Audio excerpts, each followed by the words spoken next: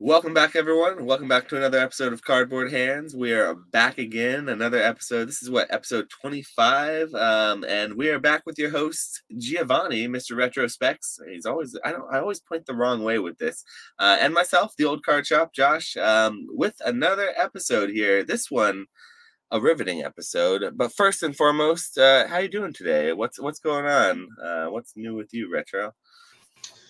Good, man. Just trying to stay warm in this freezing Pacific Northwest weather. And then you'll be happy to know that I got back into Shippuden. Like I kind of took a break from it because it's such a commitment to finish. But I got back into it. It's pretty juicy. It's picking back up a little bit. For a while, it was kind of slow there. There was a lot of stuff during the Ninja War arc that was like, I could live without this. But so much filler, man. So much filler. A lot of filler and like random battles with people that I'm like, I don't really care about this. But it looks like it's starting to get pretty spicy again. So yeah, I've been getting back to that, sort of like knocking out episodes of that because I want to finish that and just be done with it so I can kind of get the rest of the story, but also so that I can kind of like fully move on to One Piece being my like background anime where I know it's such a daunting task to finish it, but I just have episodes to go through over time because I do enjoy One Piece. So I don't know if you've watched it at all, but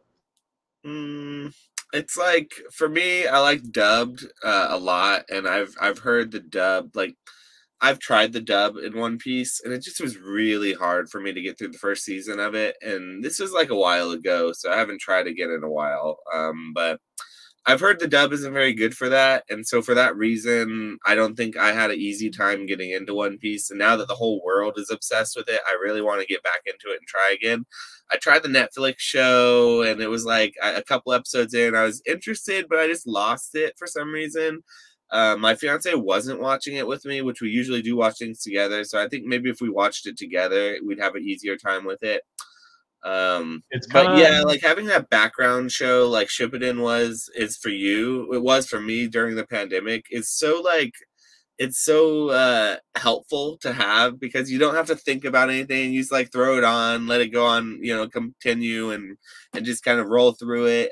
Now I don't have a show like that right now. Like I'm every show I have, like I'll watch, and it's like episodic from episode to episode, like from week to week. I've caught up on it, or it's just not like really long. Like I guess I should get, like you said, into One Piece because it's sort of that type of a show, but. Have you watched My Hero Academia? Yes, I loved that. Yeah, I loved it. I caught up with that as it was releasing week by week. That was one that I watched subbed even because it wasn't dubbed for a long time. I've been on that for a while. Yeah, My Hero Academia is good. Also, I think like the One Piece to me, the first season is, and just, I don't know, the first part of it in gen, because I've seen clips from newer episodes and the animation gets way better, the fights get crazy and all that kind of stuff. And to me, it just kind of reminds me of Dragon Ball Z. And it's basically like the exact same story as Dragon Ball Z, just, or not story, but trope, I guess. Like Luffy is literally just Goku. It's the same sort of deal, like, do the right thing, stick up for your friends, blah, blah, blah. Like, and his voice is like a little, it's not that his voice is annoying, it's just that him as a character, like he's super ultra positive and it's like unrealistic maybe. Like it works for an anime, but when they did the live action, I'm like, I don't know, this is probably going to be cheesy because like no one's like that in real life. You know what I mean? Like it just, right. It doesn't translate over well to real life usually, but I've heard nothing but good things about it though. So yeah, like they just dropped a trailer for Yu Yu Hakusho, and they're gonna make that into a live action, and I'm not excited about it at all. But dude, the Avatar: The Last Airbender, they're making the trailer for the live action of that came out too, bro. It's not an anime, but it's an animated that probably shouldn't have made it. I don't know, dude.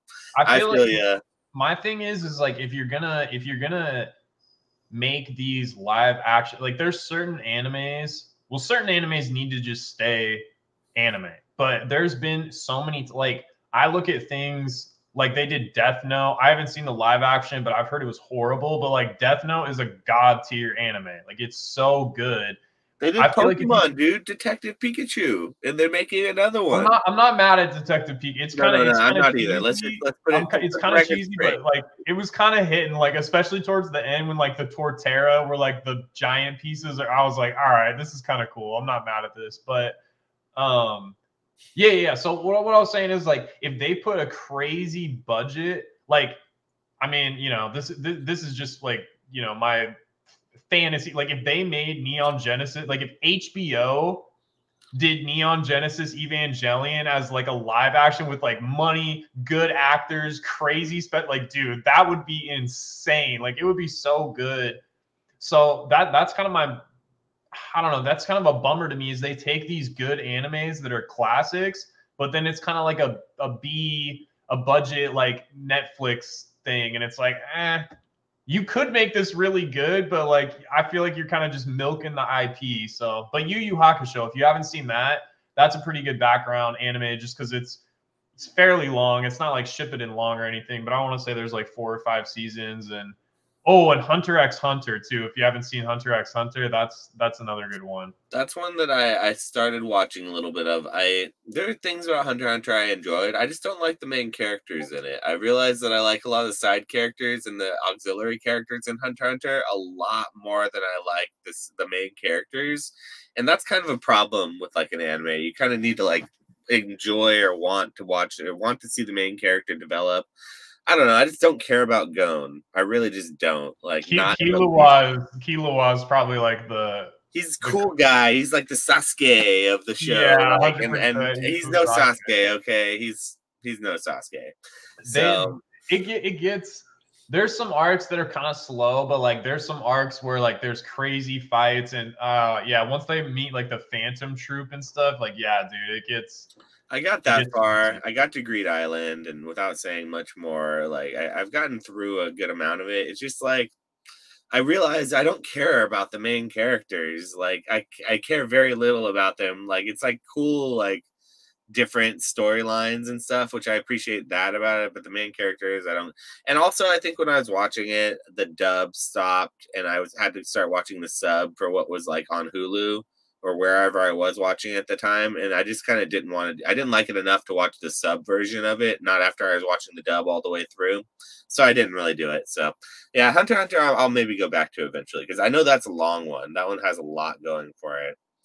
But there's so many good animes, man. Like the new ones that just got dropped on Netflix, there aren't even animes. Like the Blue Eyed Samurai. That one is Oh, bro, me and my girlfriend have been watching Pluto. that one Pluto looks is good. gas, dude. It's really good. It's like that one is nice and well done for sure. And what's funny about it is it's like it's an offshoot of this arc in Astro Boy. And Astro Boy always seemed like kiddie and like I never really got into Astro Boy or whatever. It seemed kind of like goofy to me. But this is good. Like it's serious and dark and deals with like war and like robot rights and AI and like all this. Dude, it's good, man. Like it's All the Netflix, like the shows I've been seeing on Netflix have honestly been kind of hitting lately. So like they do this time of year, they always drop the good stuff because people are like in with their families.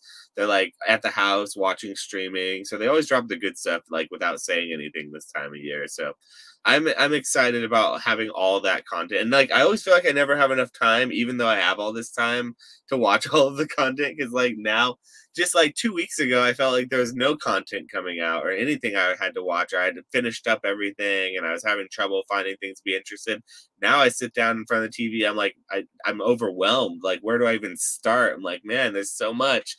Let's just watch something, low key. But yeah, speaking of Loki finally finished that season finale craziness. I don't know if anyone out there is watching that, but that was pretty insane. So, without okay. spoiling anything, great season finale.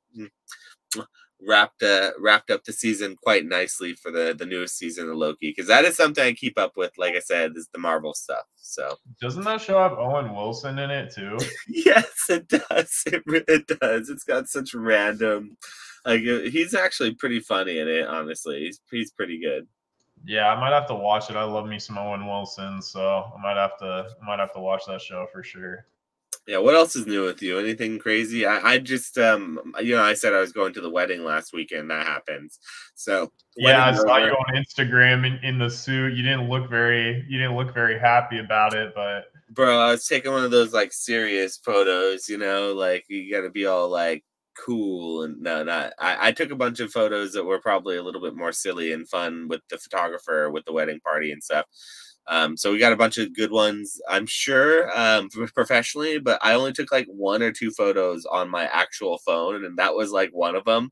The other one was not really worth posting, but I'm hoping some good photos came out of me and my fiance because after the day went on, I realized neither she nor I took one of those photos of us pre-wedding, like the all nicely dressed up. But the photographer got some of us, so I'm telling myself I'll have to get one from them. But first wedding I'd been in a while because it was actually yeah, I'd been in one other wedding, I believe. No, I wasn't in that one. I was just close with everyone. This one I was actually in. My best friend got married, and so she had a beautiful ceremony up in the mountains. And so it was crazy being a part of a wedding rather than just being like there for the one day and the reception and that's it, because it's a totally different experience. But it was a great experience. So I'd say it's fun. But I'm happy it's over because now I can just focus on the holidays and basically I have nothing else going on for the year. I don't have many more shows going on. The next show is like in December that I have to do, and I'm going to Disneyland next week, so for actual Thanksgiving, so that's going to be kind of different and interesting. So I'm excited about what's coming for the next week. Well, what's the next week looking like for you?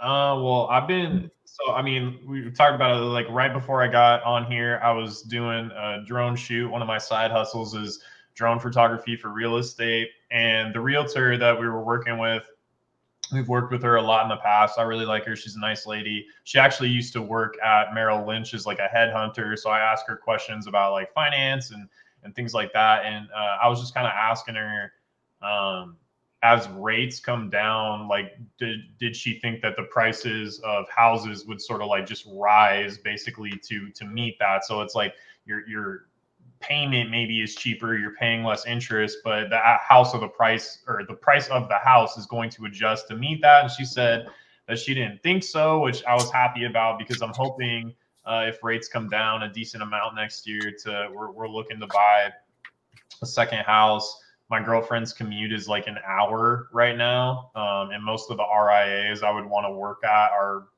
45 minutes away, something like that. So just moving in closer to town, probably rent this one out and yeah, just keep it rocking. But like I'm not trying to lock in 8% interest rate or anything like that's insane. So I'm hoping that the house prices are still reasonable, and that interest rates come down, probably mid part of next year or something like that. So we'll see what happens. But I've just been like on Zillow. I feel like you reach a certain age and like Zillow is just like crack to you, like you're like the way that not millennials but Gen Z or Zoomers or whatever they're called, like the way that they sit and scroll through Instagram, bro. You ever go on Zillow, you'll be on there for an hour looking at how like houses in areas that you have no like intention of living in. And you're just like, oh man, but like they got a nice garden over here, and like look at this landscaping, and you're just like, yeah, you get sucked into it. So I've been on Zillow just looking at properties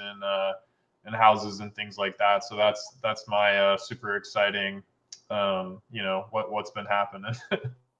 What are you doing for the holidays? You staying at your place? You got family you go and travel to, or like what's the holidays look like for you? That's kind of what I was getting at.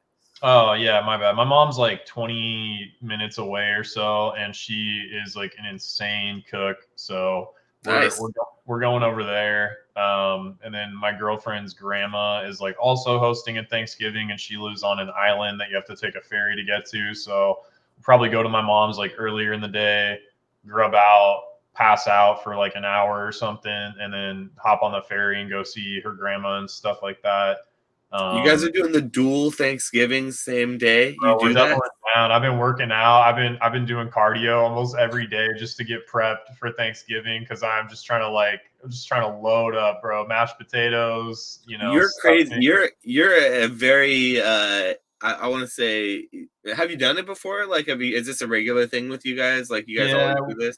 yeah, we try to like see both of our families on like Christmas and Thanksgiving and things like that. So yeah, we kind of did it last year a little bit too. And sometimes like someone will celebrate Christmas Eve and some people celebrate Christmas Day, so we can split it up like that. But sometimes it is in the same day. So we end up with a lot of leftovers. We get blessed on food, and we're just like stuffed, passing out at like 8 p.m. Just absolutely carbo loaded to death. So, but yeah, man, I'm excited. I love the holidays. I love to eat. Like that. That's I don't know. Like that's one of my Thanksgiving is favorite my things. favorite holiday. It's legit, like hands down, my absolute favorite holiday, which is kind of a weird one to have as like a favorite holiday, I realize. But it feels like just all of the good stuff that Christmas has without all the baggage that comes along with it, like all the capitalism, materialism, like just the bullshit that comes along with Christmas. I feel like it's just the good stuff about it. Like you're gathered with your family, friends, your loved ones, you're eating, you're just thankful for what you're thankful for. There's all this like materialism expectation surrounding it. It's just about being thankful. No, So that's for Black Friday. that's right we save after. that for That's Black Friday. immediately afterwards. Yes. So and then you move right into Christmas the second that the clock strikes midnight and Thanksgiving. But I feel like you are a better man than my fiance and I, because when we were doing Thanksgiving, like we were trying in the beginning of our relationship to get both of our families in and like do everything in Thanksgiving, still figuring out what worked for us. We could so much stress trying to do everything in one day, like both families in one day. And it was not really possible to do both of our families. These are like 3 hours apart from where most of them were at. But her family, even being in the same city and trying to do both sides of her family in the same city, which is like 20 minutes apart almost, we even can't do that. We have to spend a whole day at one place and then another day at another place. Otherwise, it ends up not being a good situation for either the family, us, or for stress. And so like props, because I have found that over the years I've had to make a decision, stick to it, and just say next year we'll see you guys or whatever it is at Christmas. And we kind of delegate a little bit better now, but we've learned what works best for us, and that's why we're going to Disneyland this year, doing none of that. So no, this is the first time we've That's ever probably a actually. lot less stressful. I think the thing that helps too is like my grandparents kind of like when they're ready to leave, they're ready to leave. Like they don't really linger. So if we go earlier in the day to my mom's, have Thanksgiving and stuff, my grandpa's like, all right, we're out. Like we're done. Like we had coffee, we had dessert, peace. Like we're not hanging around. And so then it's Okay. like kind of easy to like leave if we need to or whatever. They won't like stay there for the entire day. But yeah, I mean, it is a little bit stressful. It's also like Washington is probably easier than California. Like you can Oh yeah. travel to, 3 or 4 cities in a day in Washington. In California, like that, you're stuck in traffic for so long. Cities are more spaced out. So, my girlfriend's cat is wilding right now, but I don't know What, if the you can hear. cat? Yeah, my girl. I don't know if you can hear that, but she's going crazy. But yeah. Anyways, so that's what's going on for the holidays. That But sounds like a good holiday, man. I mean, I feel like it's always kind of stressful around the holidays, but always something to look forward to. It's my favorite time of year for food. I love Thanksgiving food, so I'm looking forward to all that, and I'm looking forward to doing something different this year, which is what we're going to be trying. So, are you wish a me luck. real quick before we move? Are you a charcuterie guy? Because I You mean like, will. do I like to have it around the holidays at the Yeah, table? or just yeah, like if you go to like a party with adults, I guess, like whether it's a family get together or whatever, like is charcuterie hitting for you? Okay, so like I have a thing at all parties that I go to. I always will bring a bowl of queso. If I'm going somewhere to a party, I will bring a bowl of queso and a bowl of chips, and that is to see the judge the strength of the party that I'm at. I have to judge those who are at the party based on how they approach the bowl of queso. You can learn a lot about a person based on how they approach a big bowl of melted warm Velveeta cheese with Rotel in it. Okay, So if I don't want down in the comments, leave it down in the comments. You go How do for you Velveeta, approach? bro? I thought with your bougie ass, you'd be making some like homemade queso or something. You're dropping Velveeta in a bowl. Like, what are we Whoa, doing? whoa, whoa, hold on, hold on. They're out here. There are people who think there are better things to make queso out of than straight up Velveeta. If you think that there's a better way to make queso than Velveeta cheese, you are on some shit, bro. I'm Listen, from Velveeta the is like South. it's terrible for. I'm not gonna lie, like when you have Velveeta mac and cheese or something like that, like it hits. It's terrible for you, but like it's good. You know, like Nobody's I'm out not. here saying that that bowl of queso is gonna save you from like having a Yeah, I cardiac know, arrest. but all right, all You're right. So real quick before, like, what? How do you judge people? What is the queso like judgment with the party? Like, how do you use the queso to gauge the vibes? Well, I mean, you can just tell a lot about a person based on how they walk up to the bowl of queso. I want to know down below in the comments how you're walking up to the bowl of queso at the holiday party. And I don't want anyone down there saying like, oh, that nasty like gelatinous thing. No, this is like kept in a crock pot, so it's nice and warm. It's not like gross and like room temperature. Like nobody's serving that crap at a proper serving, a serving of queso. So there's just a thing like I'm in California too, so I love walking up to parties. If I go to a house party, it's like a bring your own kind of appetizer, a drink kind of thing. I just love setting it down and just watching people throughout the party. Either you love it or you hate it, but you're not usually neutral about it. That's the thing. You're usually not neutral. But I mean, it's one of those things. But I personally, as far as holiday hors d'oeuvres are concerned, besides queso, I think that I don't know. What's your favorite? Like, what's your favorite like all holiday thing on the table besides like the food, like the hors d'oeuvres? Yeah, I mean, like, dude, as I've gotten older, like charcuterie is just hitting to me. Like I like when people bring like a nice like pepper jelly or something. You could get like some summer sausage with the pepper jelly on like a nice crust. It's like, woo! I love that. I love that stuff. Yeah, I would say that's probably. I mean, it's just adult Lunchables, but like bougie. You know what I mean? So Don't I get feel me like wrong, that. it's delicious. Like I did that at the winery. I used to set up the wine and cheese pairings, which is charcuterie, and it was just basically, just cheese and crackers. So it's delicious. Don't get me wrong. But like a good deviled egg, like your aunt who makes the perfect deviled eggs, that those deviled eggs are kind of good. I don't ever eat deviled eggs any other time of year, but they're pretty good. My family also makes this dip, this like sort of like cream cheese and like chili, and it's a creamy, meaty kind of dip. I can't even describe it. It's delicious. It's really good, and they always make it. I forget what they make it out of, but it's weird. But there's that too, and I know every family has like weird. Like some people do the 7-layer dip. Have you ever heard of 7-layer I've dip? heard of that, like, but that's tough to me because with dips specifically, it's like I want them in their own containers. I don't want multiple mixtures. Like if I want to try this dip, I want to try this dip, and then I'll try this dip. Like it's too much for me. Like I'm not one of those people that's like my food can't touch or whatever. I'm fine with that. But like dips for whatever reason, like I need them to have their own ramekin. You know what I'm saying? Well, I Like think they do have their own ramekins usually. It's usually separate dips that are like at different parties. Like my family will usually do one of these things as far as a dip is concerned, typically. But I've seen different types of things at different things. Like, what's the iconic hors d'oeuvre at things? Is it charcuterie? I would think it's like deviled eggs and like yeah, or like mac and well, I guess it's that like a no, because that's dinner. yeah, that's Yeah. probably part of dinner.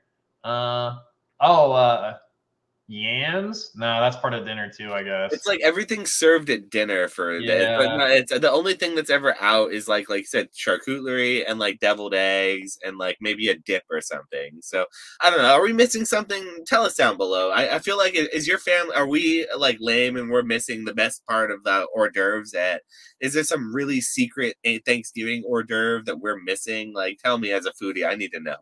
I know there's like at least 700 or 800 people who are going to watch this. So I need to know from one of you guys, tell me what your delicious hors d'oeuvre is so I can try it this Thanksgiving. But anyway, let's move on to the next topic here. Yeah, 25 minutes of anime and food talk. Yeah, it's back though. It's back. Sometime in the future. Yep. The ultimate challenge. Crossfire.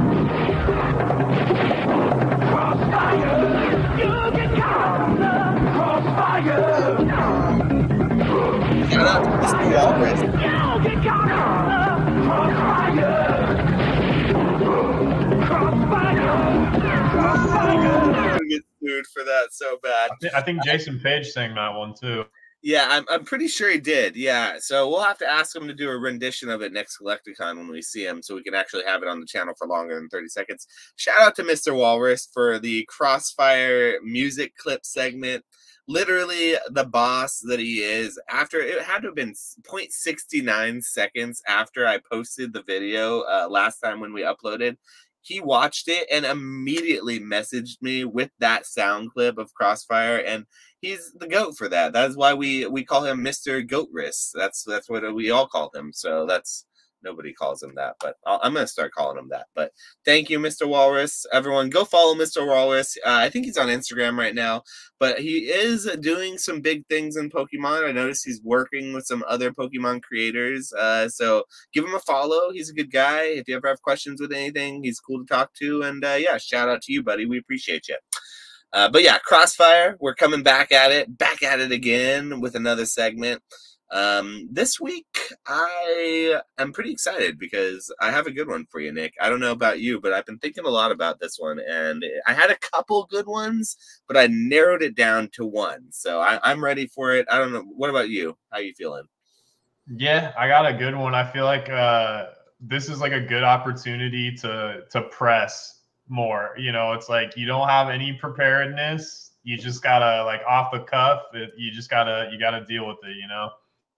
Okay, so last week I used my opportunity to sort of to dig a little bit there, and it seems like you're going with that little range as well. This week, I think I want to start off. Didn't you started off last week, or who started off? Yeah. You can go first if you want. Okay, I'll start off this time because mine is going to be something that's a little bit more playful in this regard. We're 20-something minutes in. I can say what I really want to say here without worrying about messing up the algorithm. But you know, when you're younger, you play that game, Kiss, Fuck, Marry, or Marry, Kiss, Kill, or something, or like Yeah. Okay. Something like that. It's some weird, like, awkward name where you're like put into an uncomfortable situation where you have to like marry someone, kill someone, and kiss someone. I had a variation of that game that I wanted to play with you this week on Crossfire, but instead of like kiss, kill, marry, or whatever the hell the set is, I don't know. Tell me down below. I'm playing some weird versions of that game growing up, apparently, but the version we're going to play here is called as follows: invest, flip, or skip. And the Japanese, and so this is how it's going to go. It's invest, flip, or skip. And so it's the same concept. We're going to give you 3 different things, and you're going to decide which one is going to follow under what category. So okay, so one word answer to each of the things, or match the thing to each one. So okay. Japanese 151, like booster boxes of 151. 25th anniversary classic collection. The one that just came out, or not 25th. I'm sorry, not 25th anniversary. The Pokemon Classic collection that just came out. Yeah, it's tough because it's also called the Classic Collection for the 20. Yeah, like when I was looking it up, for some reason I wrote that down in my notes, but I meant the new one because these are all things that are supposed to be like available at the same time, pretty readily available right now. So that the 25th anniversary would have been a couple years ago. So, or the world's promos from this year, the sealed pack, or just however you want to take it. And so all 3 of those categories for this are invest, flip, or skip. You can take it however you want. You know, it could be booster boxes, singles, it could be sealed product or sealed packs. basically it's just giving you 3 different things that you have to decide. Either invest, flip, or skip. And skip means you don't touch it at all. You're not allowed to touch it, not now, not ever, not in the future. Basically, it's like kill. It's like you're done with it. Okay, and I have to assign skip to one of them, you're saying? Yes. And you have Okay. to flip is a quick, like it's like that's essentially kiss. That's like a quick hookup sort of thing.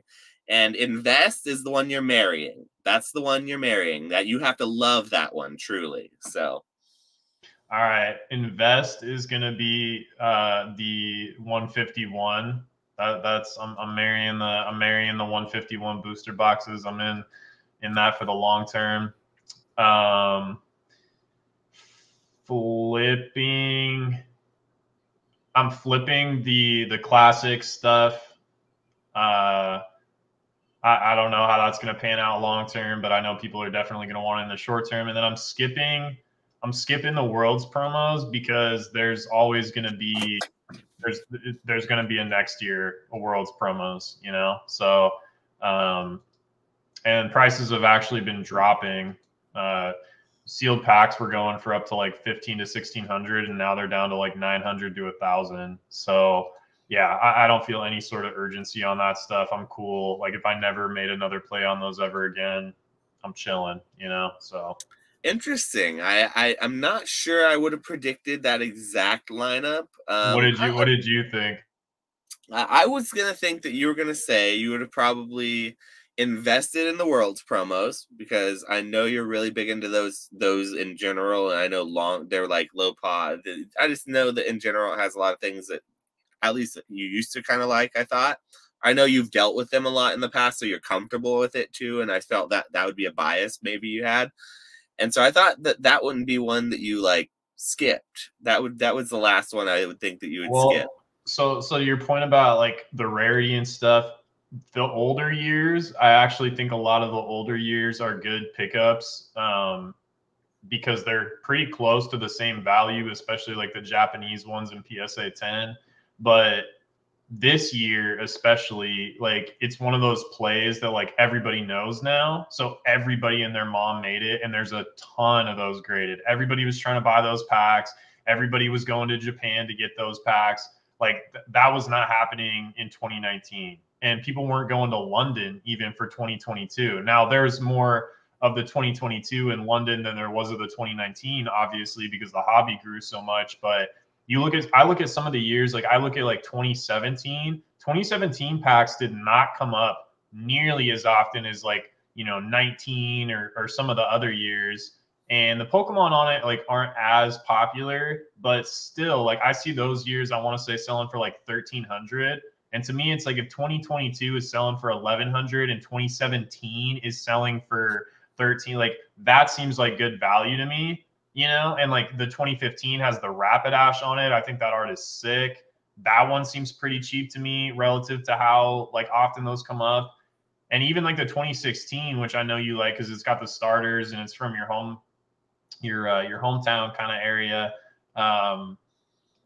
Yeah, I don't know. Like I still like Worlds promos for sure. I just think like it got blown up, Or maybe like choosing this year was a little bit of not a great choice for that particular option because it had some sort of caveats, some like asterisks that would be assigned to it, according other than other years. So I get what you're saying. So okay, but other than that, I agree with you. Like I think 151 is probably one of those things that like it's just going to be really investable, even if they print it to the ground. It's just so well loved and so loved, both in English and in Japan. It's going to be a really well prices loved are set. holding strong, dude, in both languages. Like rock hard prices are doing well. Like they're down from when the set first came out, obviously, but like they haven't like over the past couple weeks. Some cards are up in English. A lot of cards are up, and in Japanese, a few cards are up. So it's just there's so many good cards in that set. It's got Mew on the box. I don't know, dude. It's just It's a like good looking box too. The Japanese one looks cool. I like the English yeah, ones too. Like that, this whole like white and like the Pokemon logo it has. It's just really good looking logo. yeah. Over time, I don't know, man. Like I just think it's one of those sets that's like don't overthink it. It's cool. People are loving it. Let's Yeah. not discount the classic collection though, because I do think that over time that's going to be a good one too. I really, really like a lot of the products they've been putting out. I don't like a lot of the Scarlet and Violet sets that they've been coming out with. It's not something that's really been my cup of tea, but a lot of the products and auxiliary products that are coming out with right now have been exceptionally nice. And I really enjoy this one that's behind me, this English Classic Collection box. And I haven't had the Japanese one, but I've seen good things about it too, or I've heard good things about it. It just looks really nice, like the gold foiling and the way that it looks different than the English one. Like I personally still like the yellow borders of the English. It's more nostalgic to me. But the gold foiling on the Japanese one still looks really good though. Like I feel the same way about it. It looks great. So And you said the game board is high quality too, like the so game nice. pieces. It's so hard to describe. It's like this huge, really nice quality, like felt. It's like a type of felt material, but like a different type of material I can't really even describe. And it folds out. It has like grooves for like the little damage counter things. It's a fantastic product. So like I do think that that's going to do really well over time, if for the sole fact that it's a very expensive product right out the gate. And a lot of people in this hobby are just unwilling to buy that expensive product and just lock up their capital in something that's not going to immediately double in price, because there are so many things that you can do that to like flip and sort of make your money back on. People aren't going to just sit there and hold these. So the people that do hold that, I think in the future will be rewarded by there being less of them in the wild.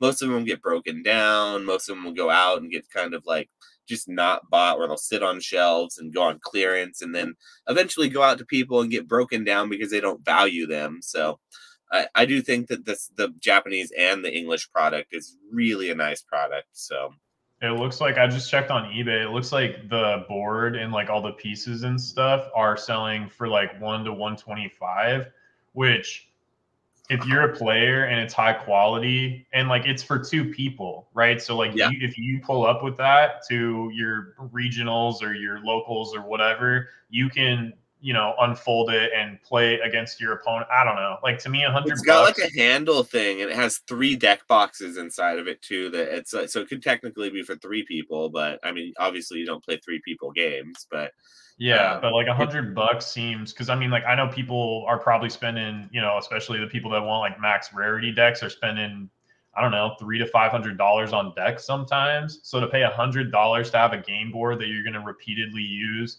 that's high quality, it's got nicer damage count. Like I don't know, that seems like a fair price, And if it is like a high quality product, like that seems reasonable, I guess. it's really nice, yeah. So definitely that's something that I think is gonna. I mean, I'm biased, obviously. I have I have this one. I got to see it. I can get another one from my distributor if I need more. So I am a little biased on it because I'm like, this is a cool product. I don't know, and people don't seem to be so hyped about it. I don't feel like there's anyone talking about it. There's not a lot of YouTube videos. There's not a lot of excitement surrounding it. So yeah, it's just interesting to see like the lack of excitement around what I consider to be a really good product. But I guess people just have different expectations for things, and it's a very expensive product. So maybe the expectation is so high. Maybe my expectations are just so low now that I'm just like impressed over nothing. Yeah, well, real quick to like the YouTube point, it's one of those things to where if you're not like first to YouTube with an opening, it's not like a booster box to where like everybody can open a booster box of the new set and get different hits. Everybody gets the same cards out of it. So it's like once you've seen one opening, you don't really have a reason to watch another opening. So I think that might be why like it's tough for people to make content around it just because it's like preset stuff or whatever. But are you ready for my question? All right, let's go. As ready as I'm going to be. I'm afraid. All right. So my question is, if you're being 100% honest with yourself, what is your biggest bottleneck, or what is the biggest weakness in your business that you think you have? Hold on, just a second. Sorry. Sorry about that. Okay, you're good No, to you're go. good. Sorry, can you repeat that? Sorry about that. Yeah. I was saying, like, if you're being like 100% honest with yourself, what is your biggest bottleneck, or what is like your biggest weakness in your business? Like, what is the one thing that you're just like you're like, oh, I'm not comfortable about that, or like I need to get better at that, or something like that, you know? It's funny because I already know really what it is, and it's something that most people in this business would say it's the only thing you really need to have to be good at it and to do it well. And it's certainly something that I already know. You all know, you already know watching this.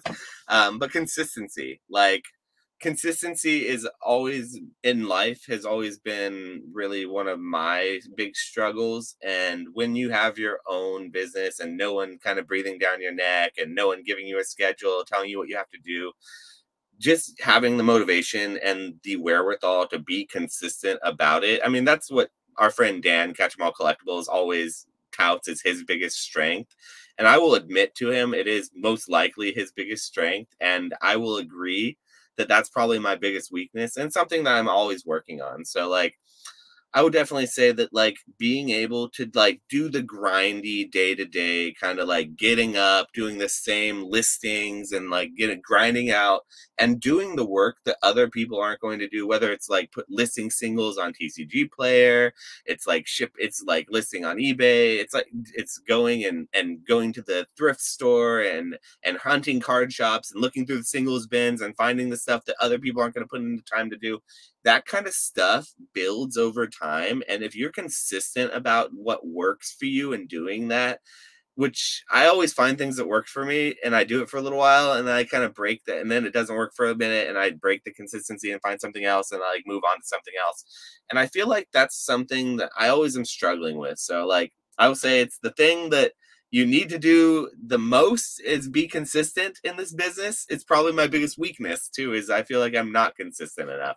That's not to say I don't do things like consistently or whatever, but it's a struggle for me and it's definitely something I could be better with. So it's like it's the first thing that comes to mind. So I know that's the ding ding ding, that's the one. It's got to be without being prompted, you know. Okay, I like that. That's very fair, and I'm sure a lot of people can relate to that in business, in life, whatever. Just like, yeah, consistent. Like, I can't remember if it was from like the documentary they did about him or if it was just an interview, but I remember Arnold Schwarzenegger was talking about health, and he was like, he said something like at 68 days or 65 days or some number close to that, he's like, that's when people start to see physical differences. Like if they go on like a workout diet regimen or whatever, he's like, you start to see some real crazy, physical, visible like differences in yourself around that time period. But he's like, it's over a little over, yeah, a little over 2 months. It takes people don't want to like, people will like work out for like a month and a half and be like, I still feel like I look the same, and then stop and not ever get to that point to where they actually start seeing those differences. So yeah, consistency compounds for sure, man. Like especially on eBay with the algorithm and things like that. Like like you'll, and it's funny too, like in a lot of the reseller groups, like the tech and sports one I'm in, people will always be like, oh, like I listed like 10 items today and they're all good items and they're all good keywords and blah blah blah, but like I haven't made any sales. And he's like, dog, like you did that for one day. Try doing that for like a week, 2 weeks, a month, 3 months, and then see what happens. And yeah, it's really really true on eBay, especially. Like you keep making them consistent money, they'll make sure that you're making consistent money, right? I think like a lot of people are like, oh, eBay, it's like eBay has literally no incentive for you to not make money unless you're providing a poor customer service experience.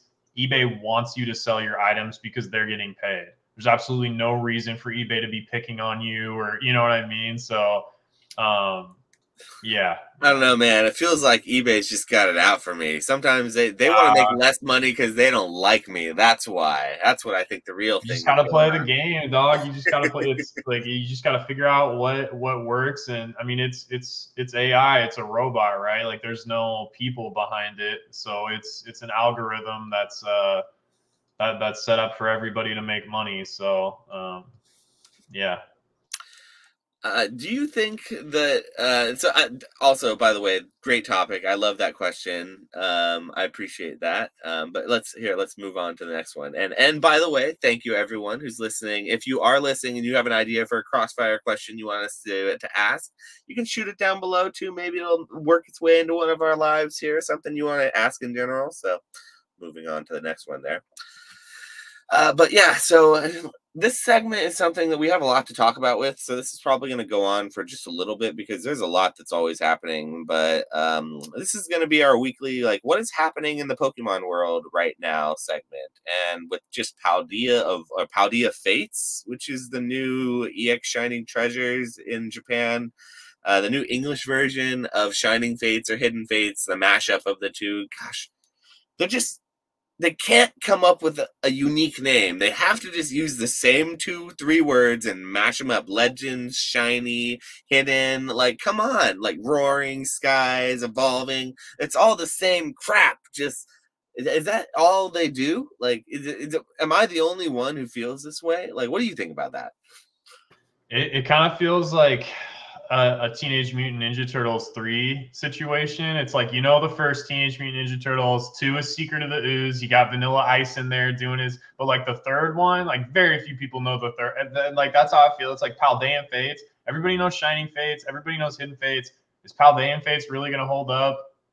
I don't know. But the one thing I did see, I think it was on Pokemon's Instagram, but they posted the pack art and it's got shiny Pikachu, which is just kind of like a slightly orange Pikachu, but it's still shiny Pikachu. So yeah. I'm hoping that that's going to be a chase card. And if that's the case, people are going to go nuts because it would be nice. Dude, Pikachu in general doesn't get a whole lot of chase cards, like outside of like what Japanese last promos shiny? and stuff. Was it the Gold Star? Yeah, I mean, I feel like that's probably the only shiny Pikachu that I can think of. So Pikachu hasn't gotten a shiny before that besides the Gold Star, which is pretty striking. That's pretty incredible, honestly. Yeah, I mean, he doesn't get like chase cards really in general a lot. I mean, even in 151, it was like an AR, which is like in Crown Zenith, he was a secret rare, and that thing is like less than $10. Yeah, and like, I don't know, like when you look back at a lot of the vintage sets, like even just getting Pikachu holos is kind of rare. So I don't know, like I hope it's not just a Pikachu baby shiny, but if it is, I think it'll be like a Charmander case or an Eevee case to where that's like the only baby shiny from the set that holds value kind of thing. There's going to be 9 shiny alternate SIRs in it. It's been confirmed. 9. Including the Mew and the Charizard. So there's 7 more we don't know of. All right. I feel like if they don't do Gyarados, dude, it's like, all right, y'all are. I'm throwing hands at Pokemon. Yeah, y'all are dusted for that one. Yeah, exactly. We need that for sure. Yeah, it's I don't know. Like it's interesting. I'm sure it'll still do well, but like at least on the English side, I'm sure they're gonna print the absolute, doggy doo-doo out of it. It's going to be readily available. I hope they do. That's what they did to 151. The prices are holding great on it. I've sold completely out. Literally, my TikTok shop, I can't load anything else on it because the day after I went and restocked my bonus allocation from my distributor, I sold out the day after I listed it. Literally all of it. I went to bed and I woke up, it was all gone. All of it except for like 1 or 2 ETBs that I kept for just, purposes of maybe I needed extras. But insane that it printed as much as they did of it, and the demand was eaten. I honestly think this shiny set will have more demand than 151 because of this shiny alternate arts and all the crazy thing about a Pikachu, like just full art. I don't even know if he'll get an alternate art. He'll just probably get a full art shiny. That would be crazy. I mean, if there's if there's a full art Pikachu in it, like it's gonna do well for sure. I'm chilling. I'm on a buying freeze for like 2 weeks, and then when that set drops, I'm gonna whale out. So I'm hoping there's gonna be some nice widgets to encase in plastic for sure. Are you going for the Japanese? You still going for the graded play, first to market, try to hit that like easy 10 rate and get the singles you like and try to flip it onto the market? You don't think the margins on that are just disappearing rapidly? I know that for me, a lot of my graded card, we talked a little bit about this privately, but I know that the graded card premiums I'm getting on a lot of my like tens and English and alternate arts and stuff, except for the really, really high end stuff. And even that stuff, the premiums aren't like double, triple. It's just like a couple $100. If it's a several $100 card, you'll make a few $100 on it, but you won't double, triple or anything like you used to get for like premiums on cards. So I'm I curious think if you think that the first to market play on this is still with Japanese cards something you're comfortable doing. I think like it just depends on what it is. I think so many people now are doing like the cheapy stuff that like I don't really do any of that anymore. Like I used to do. I mean, I did ARs for 151 because you could just kind of like spam those, and they were popular Pokemon. People wanted them. Margin was decent, but now I'm at the point to where like I'm not really interested in doing that anymore. So I try to stick to the nicer stuff. As far as like English, like I just got a sub back and it has like a bunch of English Charizards in it, and I'm sure like they'll sell quickly and stuff like that. I don't have a problem with like grading English. Like I have my personal preferences as far as like I think Japanese has better texture and things like that. But like if I can find English tens in person, I know they're liquid. Like if I can find English chase cards in good condition, like I'll buy them. It's just that I don't really go to and this is something I'm trying to change definitely end of this year and moving into next year, like making card show content, going to card shows, things like that. Like I don't really do a whole lot of that. But I would be, looking to pick up English chase cards for sure. But I don't have any sort of advantage to anybody else to get English chase. Like I'd basically be doing the same thing that everybody else is doing. If I'm not sourcing it in person, I would just be hopping on eBay and like opening 40 tabs of the same card, looking for which one looked the most centered and had like no whitening in the corners. And my process for sourcing Japanese is just so much more optimized. That yeah, it just doesn't make like I can't really compete. Like I don't have any sort of like competitive advantage on the English side of things. But one thing I am noticing too, sorry for the rant, but like one thing I am noticing too is sets that come out the same time as Japanese, the Japanese margins crater a lot quicker. Or they just hold less premium in general. Like the Ruler of the Black Flame stuff did not do as well as other sets that came out in Japanese. And I think a lot of that too is because Charizard is not like most Japanese collectors, people actually in Japan, like Charizard is nowhere near as popular in Japan as it is in America. So I just feel like Charizard is a card that's primarily selling to American, not to say international buyers don't still want Charizard. They absolutely do. But I'm just saying, like, culturally, it's a little bit different. So I think a lot of people that might have bought the Japanese Charizard because it came out sooner, where they're like, well, I already spent my money on an English Charizard, so I don't need a Japanese, or I don't know, different things like that. But that's just something I've noticed is when sets that have the same cards in them have a closer release date, some of the cards have less premium. But then like you look at stuff like 151 and like Erica is like a $30 card raw, and in Japanese it's like 150 or something, $130. And that's just like a cultural difference. Obviously, like more like the Japanese waifus are more valuable and things like that. But yeah, so that I don't know, like that's one set that came out pretty well. I guess there was still a couple months separation, but even now that they've both been out for a while, it's still the same thing to where like Erica is low, Charizard is number one, versus in Japanese like the Mew and Erica I think are more expensive than the Charizard. So yeah, but last thing is there's this guy that I'm in the Tekken Sports Patreon with. His name's like somebody Stop Keen or something like that. It's his YouTube channel. But he got those new Ray-Bans that we were talking about, the Meta Ray-Bans that can like record or whatever. And he was recording, like looking at the cards at the card show and stuff, and like showing you, like switching to the glasses view of like. And I'm just like, man, like that is genius. So I'm probably gonna snag a pair of those Ray-Bans because it's just so much easier than like taking your phone out and like having to like show cards. You'll But get like me a just pair too. You'll see if he does a discount for 2. yeah, that's not. But I don't know. Like I feel like that's genius. I mean, you could take that to card shows, just like click, turn it on or whatever. Here's the deal I'm making. You can show the cards that you're getting, cards you're trading for, whatever.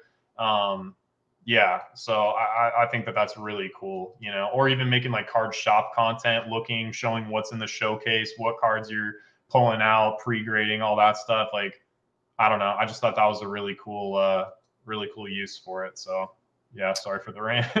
No, that's what this is all about. I mean, we this podcast would be nowhere without Pokemon rants. We are built on a base, a solid base. We may have some cracks and things in the foundation of other things, but the base of rants has been built up solidly on this channel. But what else is happening right now? I mean, I feel like that's the big announcement was the Paldea Fates sort of announcement that was announced today, and the 9 SIRs are going to be in the set and all the other stuff that's going to be there. So I am quite they announced the different product lines they're going to have, and they're going to have booster bundles again, which is fantastic.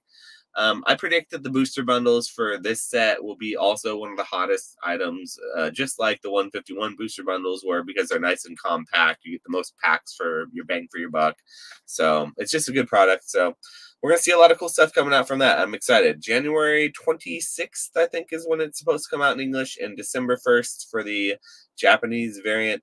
Obviously, the Japanese side will have all the cards. The English side will cut some of the cards for promos like they always do, and it'll kind of neuter the set in some regards. But it's just what is to be expected.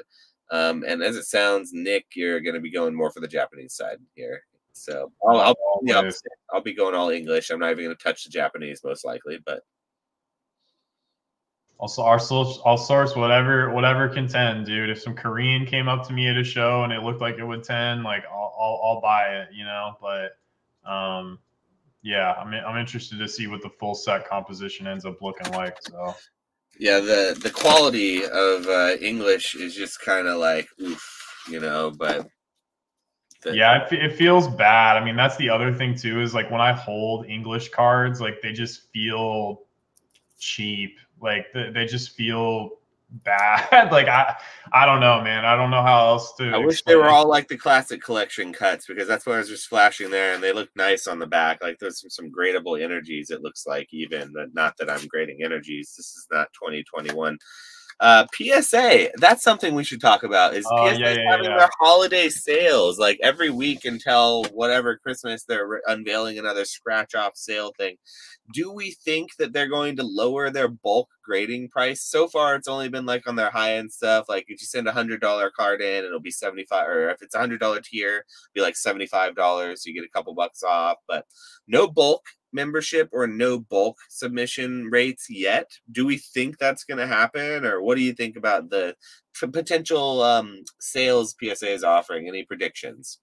Yeah, I think they actually might have announced that they're not doing bulk, like they're not changing bulk pricing for like a while, if ever. So yeah, I just feel like they're at the point that enough people are sending that I don't know, like it's all a math thing, you know, and I'm sure they have models that they're like, okay, well, based on, you know, previous experience, and I'm sure they update the models based on what they're doing at other service levels. Like when they run a special on the 40 and knock it down to 35, they're like, okay, we're decreasing the price by X much percentage. How much does that increase our, you know, submission rate? And then use that to sort of like project out onto bulk and things like what might happen if they drop the price a similar percentage or something like that. I just think it both like people are like, I'm waiting for 12, I'm waiting for 10. It's like for $5, like why? If your primary goal is to, I mean, even if it's to like collect or something, it's just to me, it's like, dude, like what are you gonna do? You're gonna wait a year to save $5? Like inflation, I don't know, man. It's just it's the difference between a card that I'm willing to send at $10 and $15 is astronomical. Literally, there are miles apart. Like the things I'm willing to send at $8 to $10, and the things I'm willing to send at $15, I turn into the riskiest motherfucker Yeah, but you've I don't think you ever can. seen. I don't think you can get away with that stuff anymore because even like nice cards at 15, like you're getting boned. Like if you're not first to market with ARs, and even some of the time, if you're first to market with ARs, like you're not making a lot. You're Listen, making like $5-10 profit maybe. So like you start okay. sending garbage at like $8 to $10. Like I just feel like that's not a bulk card. That card's gas. Like come on, Cards dude. like this are not worth sending at $15. What the E Bro, these are series? $50 or less. These are $50 or less, Yeah, but basically. that's still margin. That's what I'm saying. Like, what are you picking those up for? Like I mean, $2, to get near mint $5? copies, you're gonna have to spend a couple bucks to get them, you know, and those are things that don't come in. It's not things you can Yeah, so replicate. you're still hitting the metric. You're still making $20 But profit an item if you sell them for after 50. fees and shipping and time and effort, it's not margin enough that at $10, it's worth it. At $15, I'm like, they're sitting in my box, in my card saver box, and I'm not sending another batch of them. You know what I mean? Until it's $10. There are Yeah, miles yes. apart on cards like that. That's your whole margin.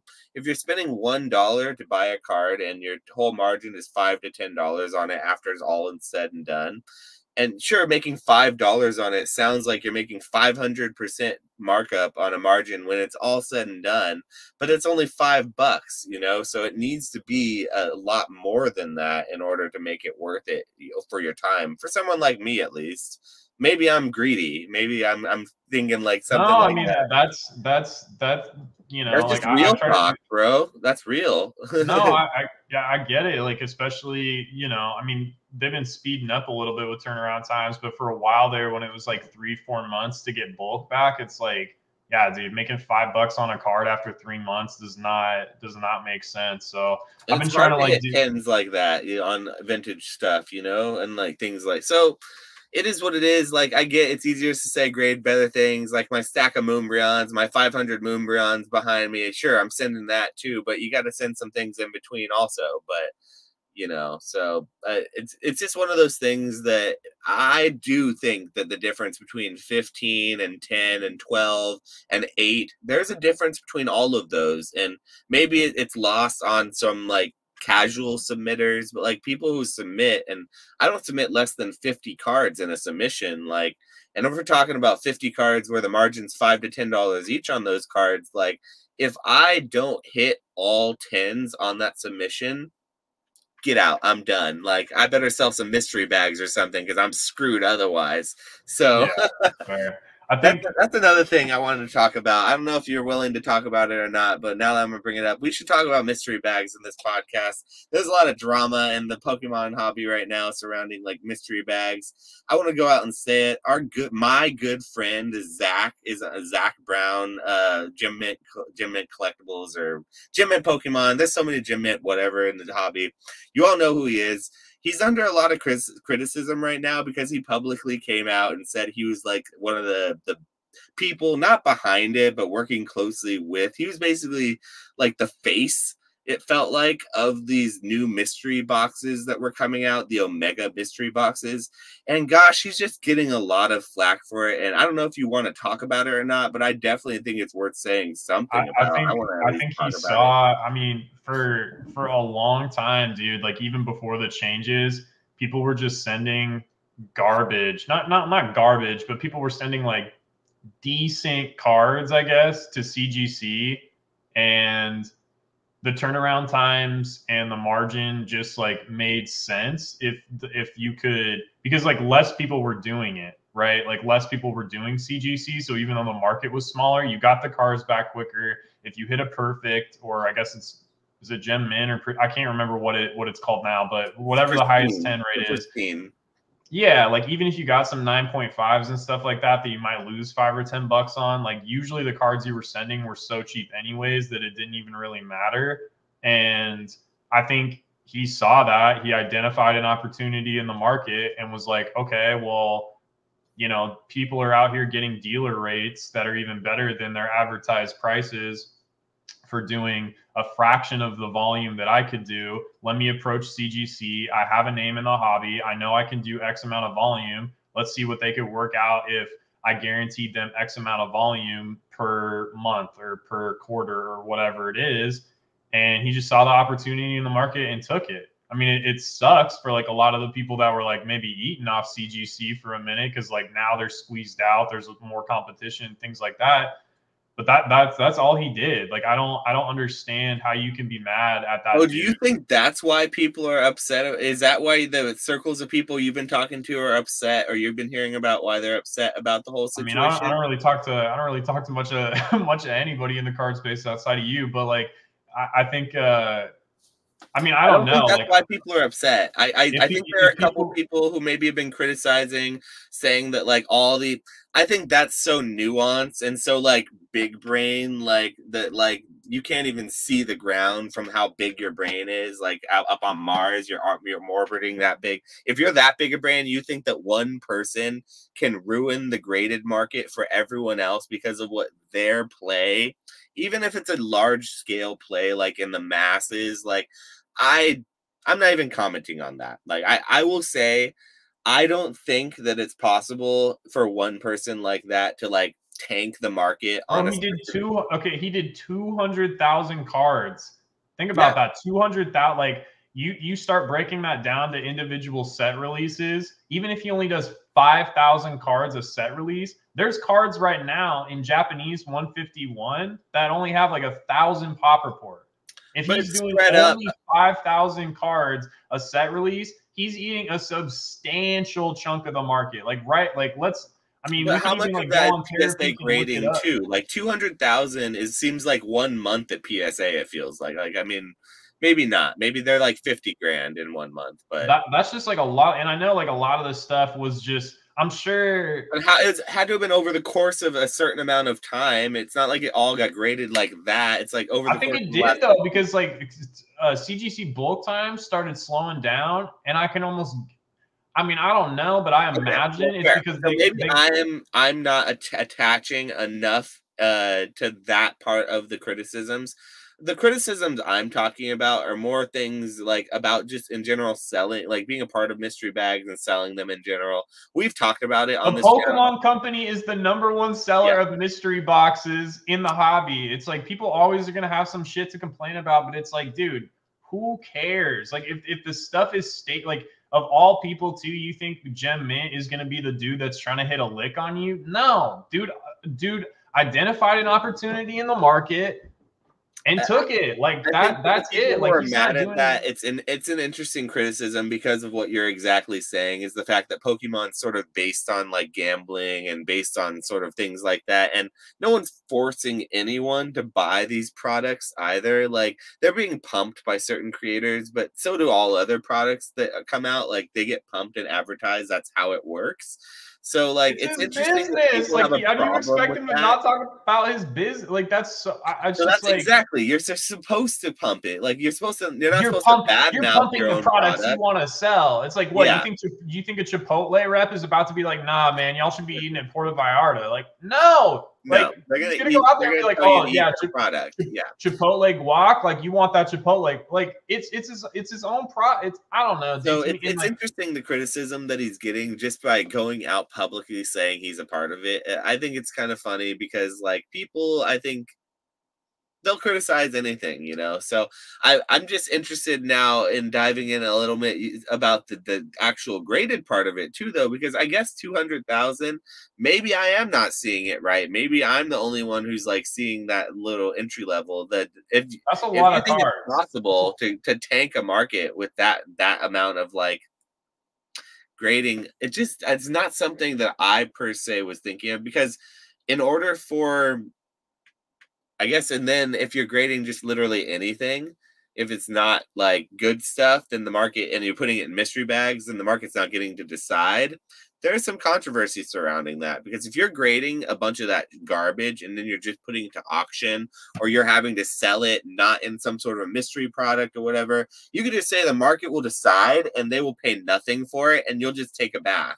But if you're literally giving no option for it ever to hit the market and you already have a predetermined sort of like out on that sort of thing, you can literally grade whatever you want. I can see a level of no matter who it is, even if it's Mr. Captain America himself, you know, if it's Steve Rogers who's running the company, there's a level of potential scumminess that can go there because there's no real oversight or no real like who's assigning value to anything. So if that's the criticism that people have, is I would see would be about like value and like where it's not being assigned actual value and it's and all this like other stuff. But the whole grading, like tanking a market, I don't know. I don't think any of it's going to see eBay. None of it's going to go to auction, not right away at least. If it is, it's going to be over time.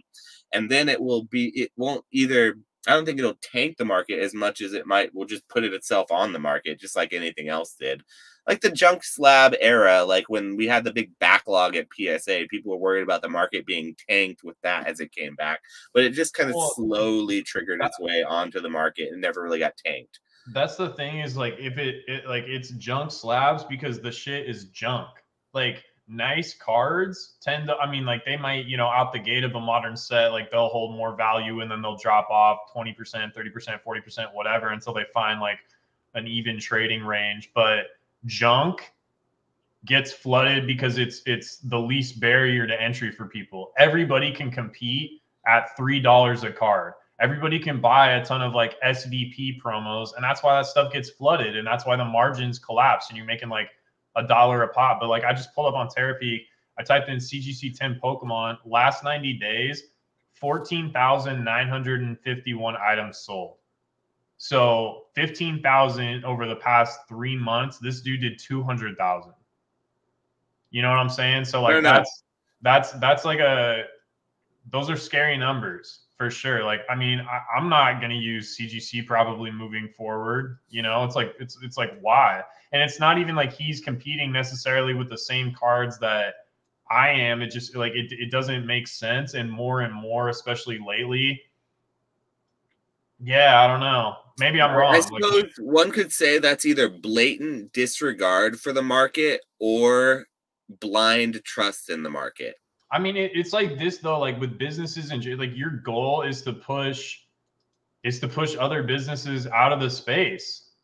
That's just business and I can't remember like what the name of the theory is, but it's basically like the top 1% are responsible for like 90% of the market share is basically the idea of the theory. And that's just facts. Like our entire lives, who's been at the top of the computer game, Apple and Microsoft, and like if you're coming in and you have a skill set and you have 10 plus years of experience like Gem Mint does, what are you going to do? You're going to sit and you're going to make a mom and pop mystery box? Or are you going to be like, no, I'm going to do this better than everybody else based on the network that I have, the connections I have, the ability to source cards and work a good deal with CGC because I have a platform and I'm guaranteeing them a ton of volume. They're gonna work with you. Like that's just business. People that get mad about it and they're like, well, that's unfair. It's like, all right, well, you go promise CGC $200,000 or 200,000 cards a quarter. Like if you can't, shut up. It's like that's just how business works. And so I don't know, man. Like I'm not mad at him. I think it's fair. I think he saw the opportunity and he was like, yeah, I'm gonna do it. So it is what it is. And I mean, like you get your guaranteed, I think like what you get like a one Charizard card and something like that. And I don't know, man, for like the entry level consumer to spend $20-$25 on or whatever, it's like even if they get a slab that is like whatever. Well, they're $300 for 10, so they're $30 each. And they come in boxes of 10. So yeah, I mean, like I'm not the consumer. You're not the consumer of that kind of product, but it's like somebody is. Oh, absolutely. And so like, at the end of the day, I think what it's going to come down to is hopefully it's a good product because the market will decide. Nobody's forcing anyone to buy any of these products, and the odds, I believe, are somewhat disclosed. I don't know how much they go into the odds or like what's disclosed, but like you said, you do get a guarantee, like Charizard, I think, in each box or something like that. So what will really happen is if these things sell, they sell, and if they don't, they don't. They'll either hit the market and we'll see another round 2, or we'll never hear from them again, and they'll be continuously being pushed at us at Collecticons and other live events from now until eternity, But The market will decide. There's enough of them. As with 200,000 slabs, there's so many of them out there. It's not going to be like oh shoot, they're done. Oh, didn't get a chance to see. They're going to be out there. So they're going to definitely be out there. Yeah, and I mean, I'm sure he'll talk about it too and say Yeah. whether or not it's been successful and things like that. So I'm interested to see how it goes. But yeah, I don't know. Like it's just business, man. It's As someone who identifying. makes mystery bags, I just felt compelled to say something about it because I make mystery bags to sell. So like I clearly am not going to be one who's like criticizing, like outwardly saying like, "Oh, you shouldn't be doing this" or whatever. I just found it really interesting that the whole community kind of got up in arms and like in a weird way kind of latched onto it. So I thought it was, it's what's happening right now. So I feel like it's worth saying something. And Zach's a friend of mine. So I definitely have to at least mention something about that. And this isn't Zach's company either. This is just something that he was associated with. It's not his company per se. So just to be clear about that, I think that maybe we had implied that he's like the brains behind it or something. No, it's nothing like that. I know he's heavily involved, but he is not the owner of the company. I know that for a fact. So I don't know who the owner is, but it's not Zach. Yeah, and I don't know. Like to me too, it's like who would you rather have being in charge of something like that? Like that dude or some like rando? Like who are you going to trust more? You know what I'm Okay, saying? tinfoil hat though. Let's just say though, if you are someone who's shady and you want to get someone involved with your shady mystery box, who are you going to go to? Like some dude who's really already known to have a bad reputation?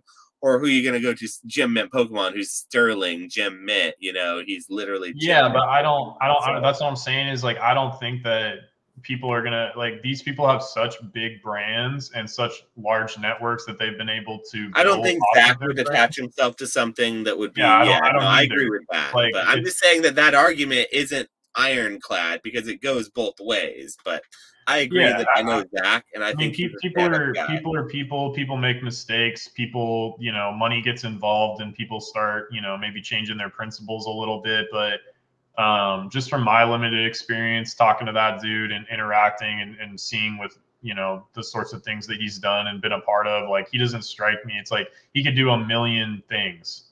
It's just like, it's like Charlie. It's the same thing. It's like, that dude consulted for CGC. It's like that dude can go do things that like to where he doesn't even need to touch a card and could be making money in the hobby off of just his knowledge and his network. Like Radar is going to work at TikTok.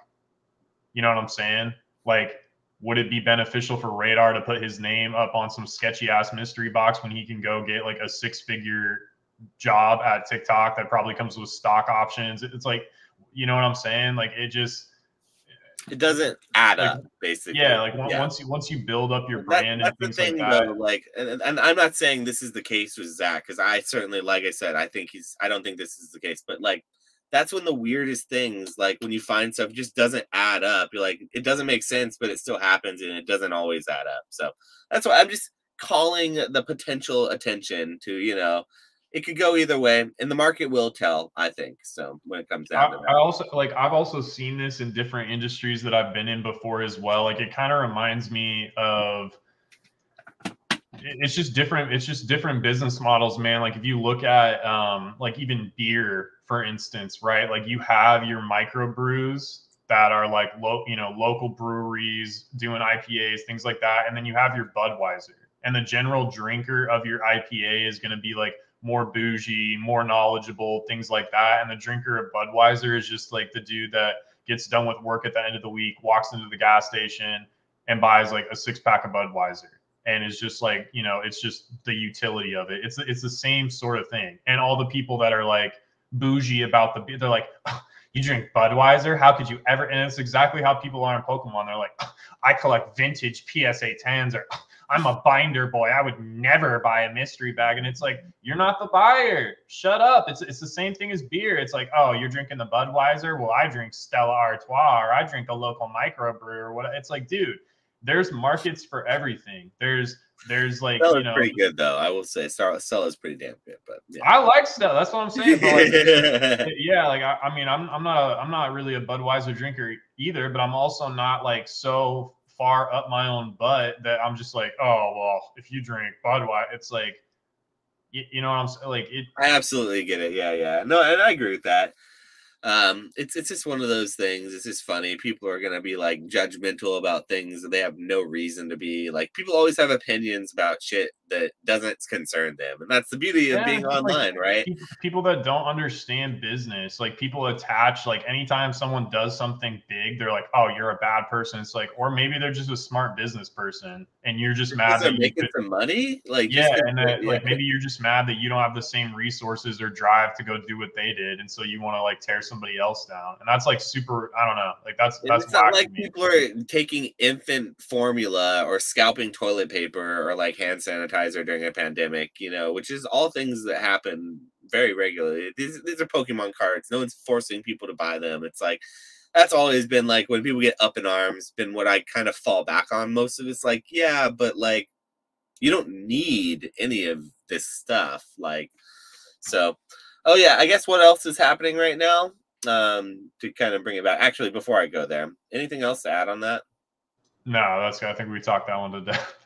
Yeah, I mean, the other thing that I should mention because I'm excited about this is there's the new Lorcana set coming out tomorrow, and booster boxes of Lorcana got as of the reprint of last week, they got tanked from $400+ a box to about $200 a box now in less than a week, Nick, literally. And the new set's coming out tomorrow, and it's like over the price. It's like $250 a box. It's crazy. It's already having issues with not enough stock for the set number two. Set number two got or number one. The first chapter got a huge restock. That's why the prices tanked so much. And they're getting more. They've said that there's going to be another restock again. So like it's just crazy what's happening in that game. I'm excited though because I'm gonna go buy some at my there's a local game store near me that's actually carrying it because they got a big stock of it. So I'm gonna try to get some tomorrow. So that'll be fun. But any of you Lorcana lovers out there, that is new with the new set, Rise of the Floodborn. I'll be into that. That's another reason I got to start hitting local shows too, is to start picking up Lorcana singles. I haven't made a single Lorcana play. I was looking at some stuff on eBay for a minute and I just like forgot about it or didn't really go in on it. But I definitely want to pick up some Lorcana stuff in person and get that graded. And I haven't even like seen any of the cards in person yet, so it would just be kind of a fun experience. But I think it's gonna hold strength for a while, and I think like I don't know, Disney kind of has like a chokehold on like Christmas and the holidays and stuff in general. So I feel like people are at home with their families, with their kids, watching Disney movies. The Lorcana set drops, like it's kind of a perfect storm there. Yeah, I think they're gonna keep on killing it for I'm sure. gonna open it. Like I'm literally gonna open the stuff that we get. I'm not even gonna resell it. It's a fun product. And if you got me opening stuff and enjoying the cards and thinking it's cool, that's pretty special. Like and my fiance and I enjoy it together, and that's really special to me.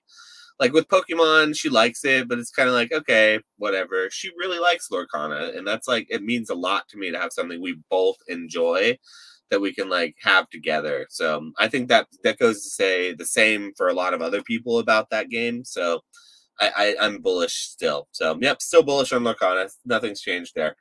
Last, Um, wait, really quick, last thing on the what's happening. Did you see that Netflix Pokemon show that's coming out? no, what It's about called that? like Inform me.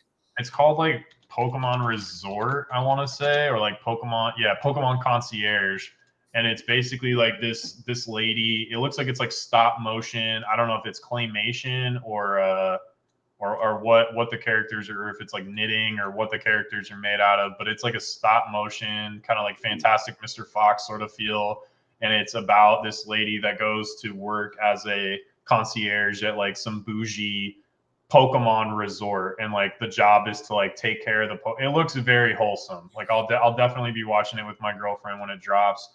But it's nice to see that Pokemon is like going outside of the box a little bit. Like they're not just making like a new iteration. I mean, they have the new iteration of the anime too, but it's like this might be something that pulls people in that might not have traditionally watched the anime, and because it's like a Netflix show, I'm sure it'll get a decent amount of press. So yeah, and I think that's huge. Like I mean, King of Collectibles, the Golden Show, like that got renewed for a second season. I think the more things like that that are on these massive platforms like Netflix. Like that's just going to bring more and more people into the hobby.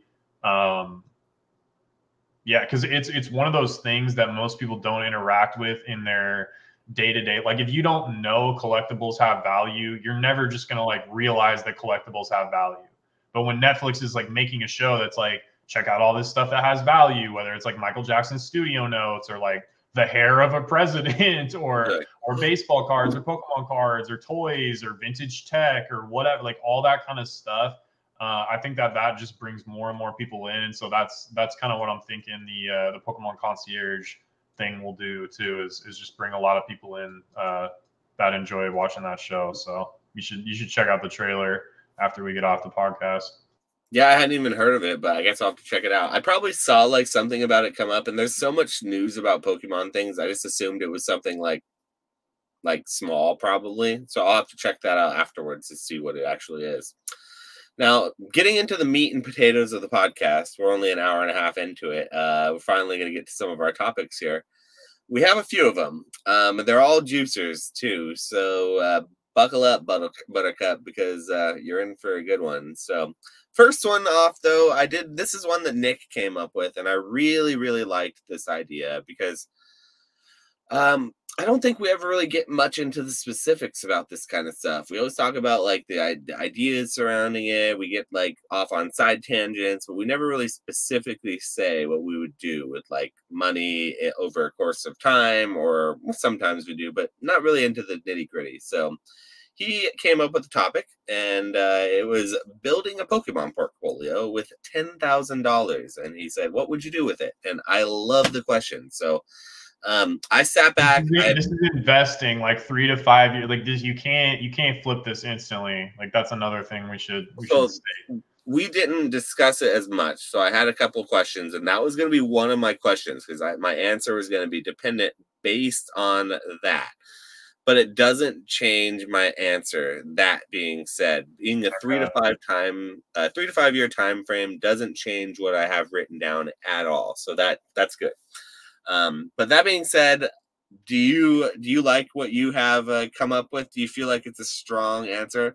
I want to know down below after we come up with when we both give you our $10,000 options, which one you would go with, either Nick's or mine with their investment strategy. Because I want to know, vote below which one won, because I'm curious what you think, because I'm getting a little competitive about it. I'm thinking because I think mine's pretty good. Like if I had 10K, I would probably go and do exactly what I have written down here. If I had an extra 10K. All right, let's hear it. You go first then. You seem pretty excited about what you got, so let's hear it. Okay, 10K to invest in cards in a 3 to 5 year time frame. Okay, I would put $1,500 into the Van Gogh Pikachu sealed promos. I would buy 10 of them right off the bat because that's about $150 a piece. I'd buy them at market value. I'd buy sealed copies from one single person who seemed like they got a lot, and that's how I do it. I'll buy it all at once. Then I would buy $1,500 worth of stamp promos from the Japanese post box. Those would be my first 2 sealed promo purchases that I made. The stamp promos, they're like $400 for the sealed promos right now. So it's like I wouldn't be able to get an even amount, but for the sake of like budget wise, maybe after tax and shipping, have a little money left over, give or take. I'd get as many as I could get with that amount of money. Then I'd put $1,000 into these classic boxes. So if for my distributor, that'd be about 3 or 4 of them, depending on like where they fall at the end. Like my price is, I got my one right now. So if you get it for market price, it'd be closer to the 400. If you're getting it for distributor prices, it'd be like closer to the 300 or a little under.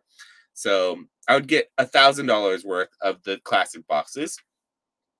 I would then get $1,000 worth of Crown Zenith, whatever the cheapest pack ratio I could get right now, because the reprint of Crown Zenith just happened, English.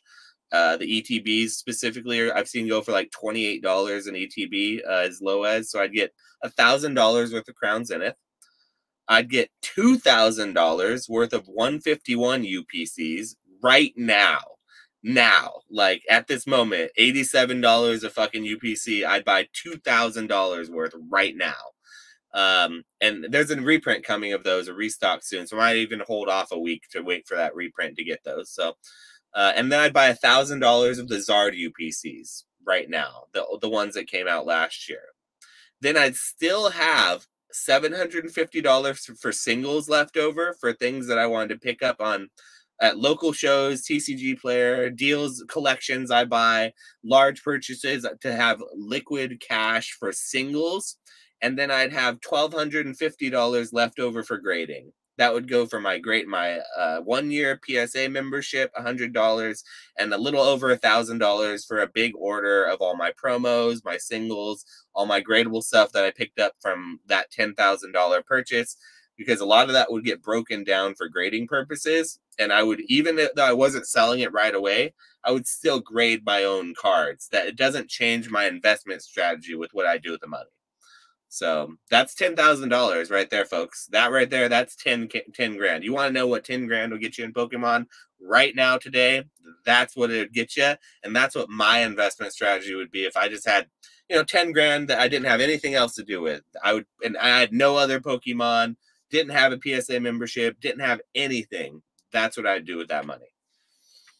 Okay, I like it. Very, very diversified portfolio, hedging your bets. You got a few different. I like pretty much all of that. I think all of that's probably going to do well. And I think the Van Gogh thing is, yeah. I mean, unless they like drop another run of those, I could see those just like, I don't know. I could see those like, those might be $250 by summer.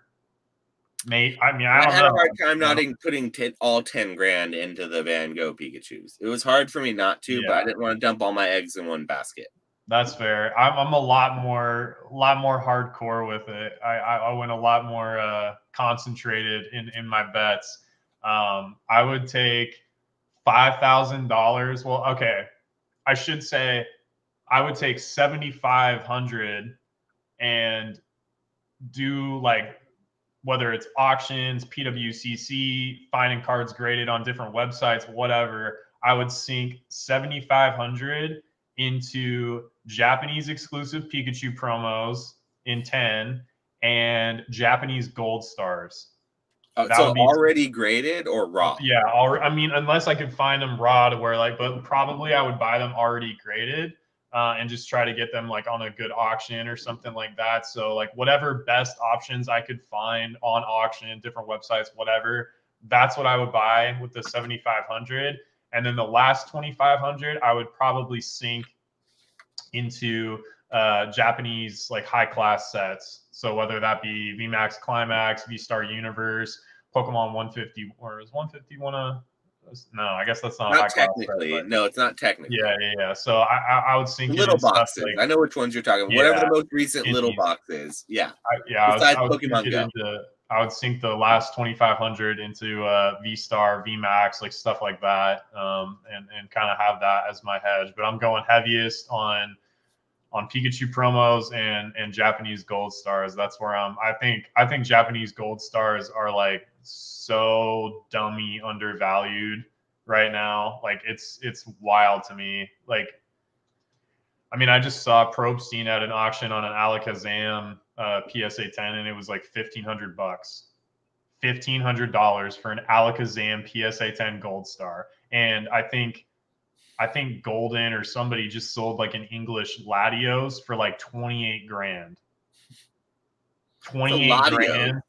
I mean, I know it's like low pop and ink, but it's like, dude, $1,500.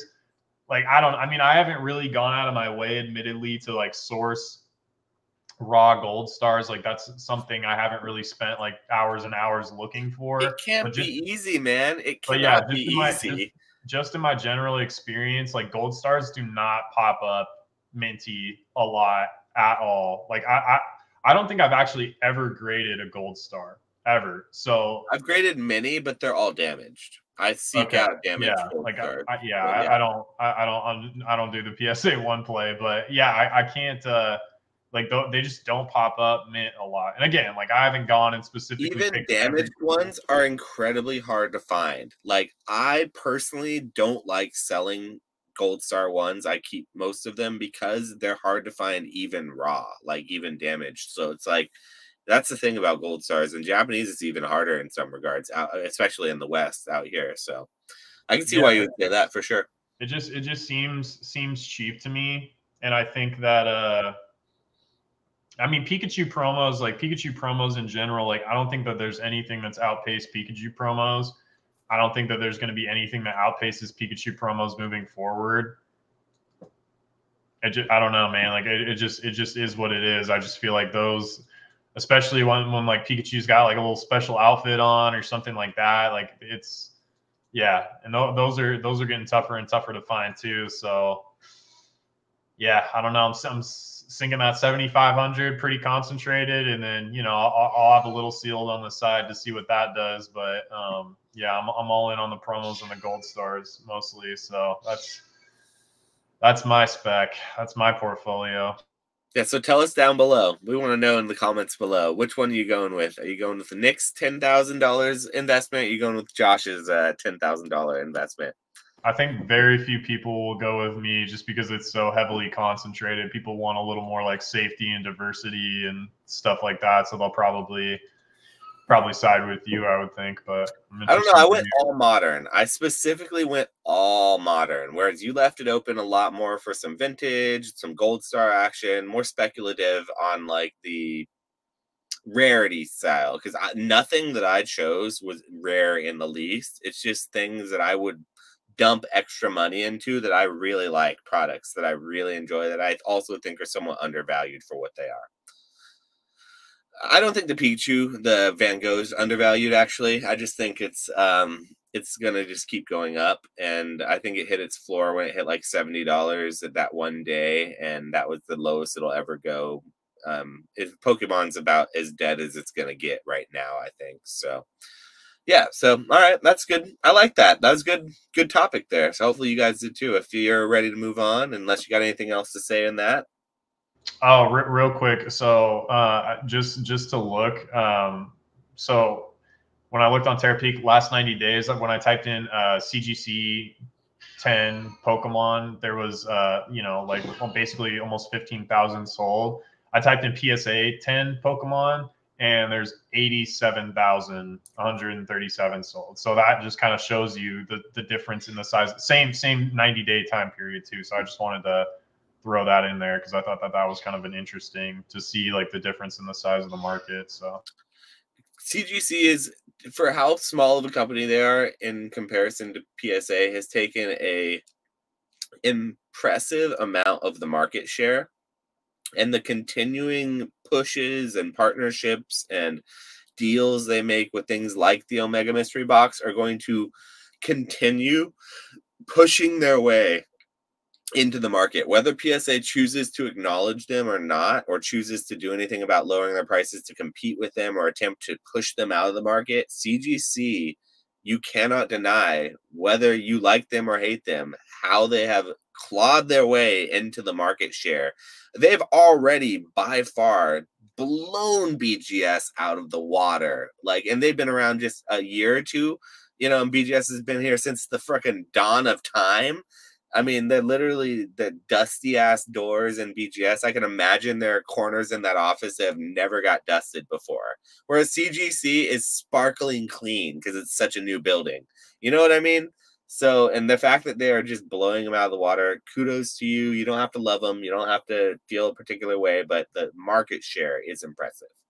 Yeah, so, I agree. And, doing 200,000 slabs for one single individual buyer that's going to force them onto the market in mystery bags, in CGC's perspective, that's fucking great, bro. That's fucking great. So, now this next section is going to be fun. This is going to be one that you've all been waiting for, but Nick spills the sauce and Josh cleans it up. Master Ball Reverse section version 2.0. This is something you've heard us talk about on this podcast a few times, and Nick is finally ready to spill the sauce, and he thinks he's going to make you guys all a lot of money or something. And I'm here to say, what is the word? He's dusted on this because ain't nobody likes those damn Master Ball reverses. Ain't nobody likes reverse hollows in general. You go tell me a single reverse hollow that people actually like, not just hyped, not because it's valuable or like they think they can grade it and flip it on the market like a Master Ball, whatever. Besides the EX era, where English had actual unique and interesting reverse hollow patterns, where they would do a different pattern, they'd put the stamp of the set, and they'd actually give you a reason to chase reverse hollows. Name one good reverse hollow this hobby has ever freaking had. I'll wait. And the Japanese ones, I'm okay. Those are different. Those are specialty sets. That's a little different. I don't want to know about the Radiant collections because that's not a reverse hollow. That's a specific hollow pattern. In a lot of those sets, they also had ass reverse hollows too. So you get the good ones and the bad ones. I'm talking about the regular reverse hollows, not the specialty ones. Okay. All right. So, well, with Japanese in general, like especially like the ones that come to mind, if you look at Heart Gold, Soul Silver, The they flat had, ones. yeah, those hold value. They hold value, and they come in every pack. You get one per pack, but a lot of those hold value, and in some cases sell for premiums to what the actual hollow of the same card. I think people like, for whatever reason, like reverse hollow in Japanese. People have been like, that stuff has been stonking for like a year and a half now. Like reverse hollow primes sell for like twice the price that regular primes sell for. And like, I've done pretty well on like the Heart Gold, Soul Silver reverse hollows and stuff. Certain mirror hollows, like of different half art wife. Anyways, like reverse hollow, for whatever reason, Japanese Why do you people or say the for buyers. whatever reason? Why do you say for whatever reason on this? Is it because I they're ugly as hell? No, I like them. Like I think they're tough to grade. Like especially the flat foiling ones are tough because they just So if scratch you like really. them and they're tough to grade, I would imagine you would think the premiums are deserved on them. I think that, well, I think the premiums in some cases are deserved because they're low pop, but I sometimes I look at the hollow prices and I'm like, these seem too cheap. But that's its own thing. But Why are even people obsessed with populations on these types of things? That's I what I think want to come back I to. think Japanese buyers are a lot more sensitive maybe to popular, or starting to come around to it a little bit, because like you'll see them post like there's only this many pieces of this in the world, or whatever. But Okay. anyways, like Anyway, Master Ball reverses. Okay, taking yeah, all that into account. or even like the bet, like if you look at the bet, like this is a trend that's continued, because if you look at Yeah, like the best of XY reverse right. hollow, same And thing. those Like are those actually go, kind of cool looking. The reverse hollows. yeah, That's the one I was talking about that stands out to me, and Pokemon as well. yeah, yeah, with the little hearts and stuff. So like Mm-hmm. there's been multiple cases to where like these reverse hollows are selling for, multiples of what the other, the regular version of the same card would sell for. But with Master Ball reverse hollows specifically, when the set first came out, I went very hard on like Snorlax, Gyarados, Dragonite, and maybe like one other Pokemon. And I basically just like mass concentrated on those Pokemon because they seemed cheap relative to their sell through rate, how popular they are. Pikachu was going crazy, Gengar was going crazy. So I'm like, all right, I'll let everybody else eat on those. Mewtwo, same thing. And what I've seen is that the profit margin on those, because everybody flooded into those, the profit margins have collapsed a lot quicker on the more expensive, more popular Pokemon. Meanwhile, I'm over here buying Persian for like $12, grading it for 15 and selling it for like $80 to $90. And it's selling in a day. So I went and I looked at the pop reports, and I haven't looked in like a week or two, but there were a lot of these cards that were like sub 20, sub 30 pop. And pop doesn't normally matter, but with this kind of set specifically, where I think people are going to want to master set the collection, as crazy as that sounds, I think that there's going to be people out there that want to try to get every single Master Ball holo. And even if there aren't, for a set to be 151 focused for cards like Kabutops, which might be like a C tier Pokemon or something, there's probably more than 25 people that want a PSA 10 of that Kabutops Master Ball. And the price of those cards, for it being a one hit per box, they're like $12, $15.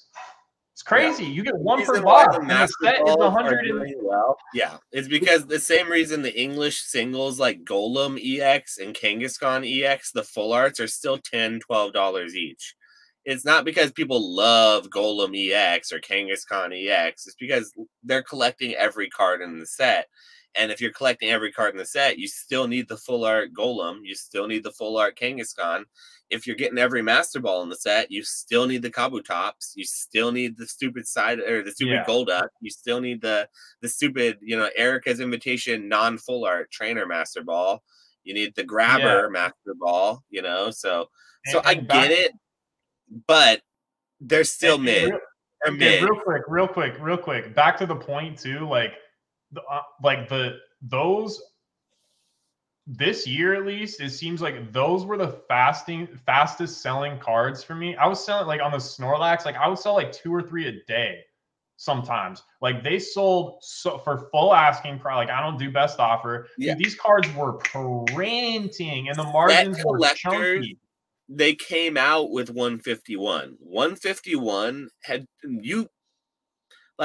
selling Pokemon cards in the Scarlet and Violet era, modern Pokemon cards, is just a struggle. It's brutal. It's a struggle. 151 came out and it literally changed the dynamic. You could sell sealed again. You could sell singles again. The singles did not collapse 2 weeks after release like every other set did.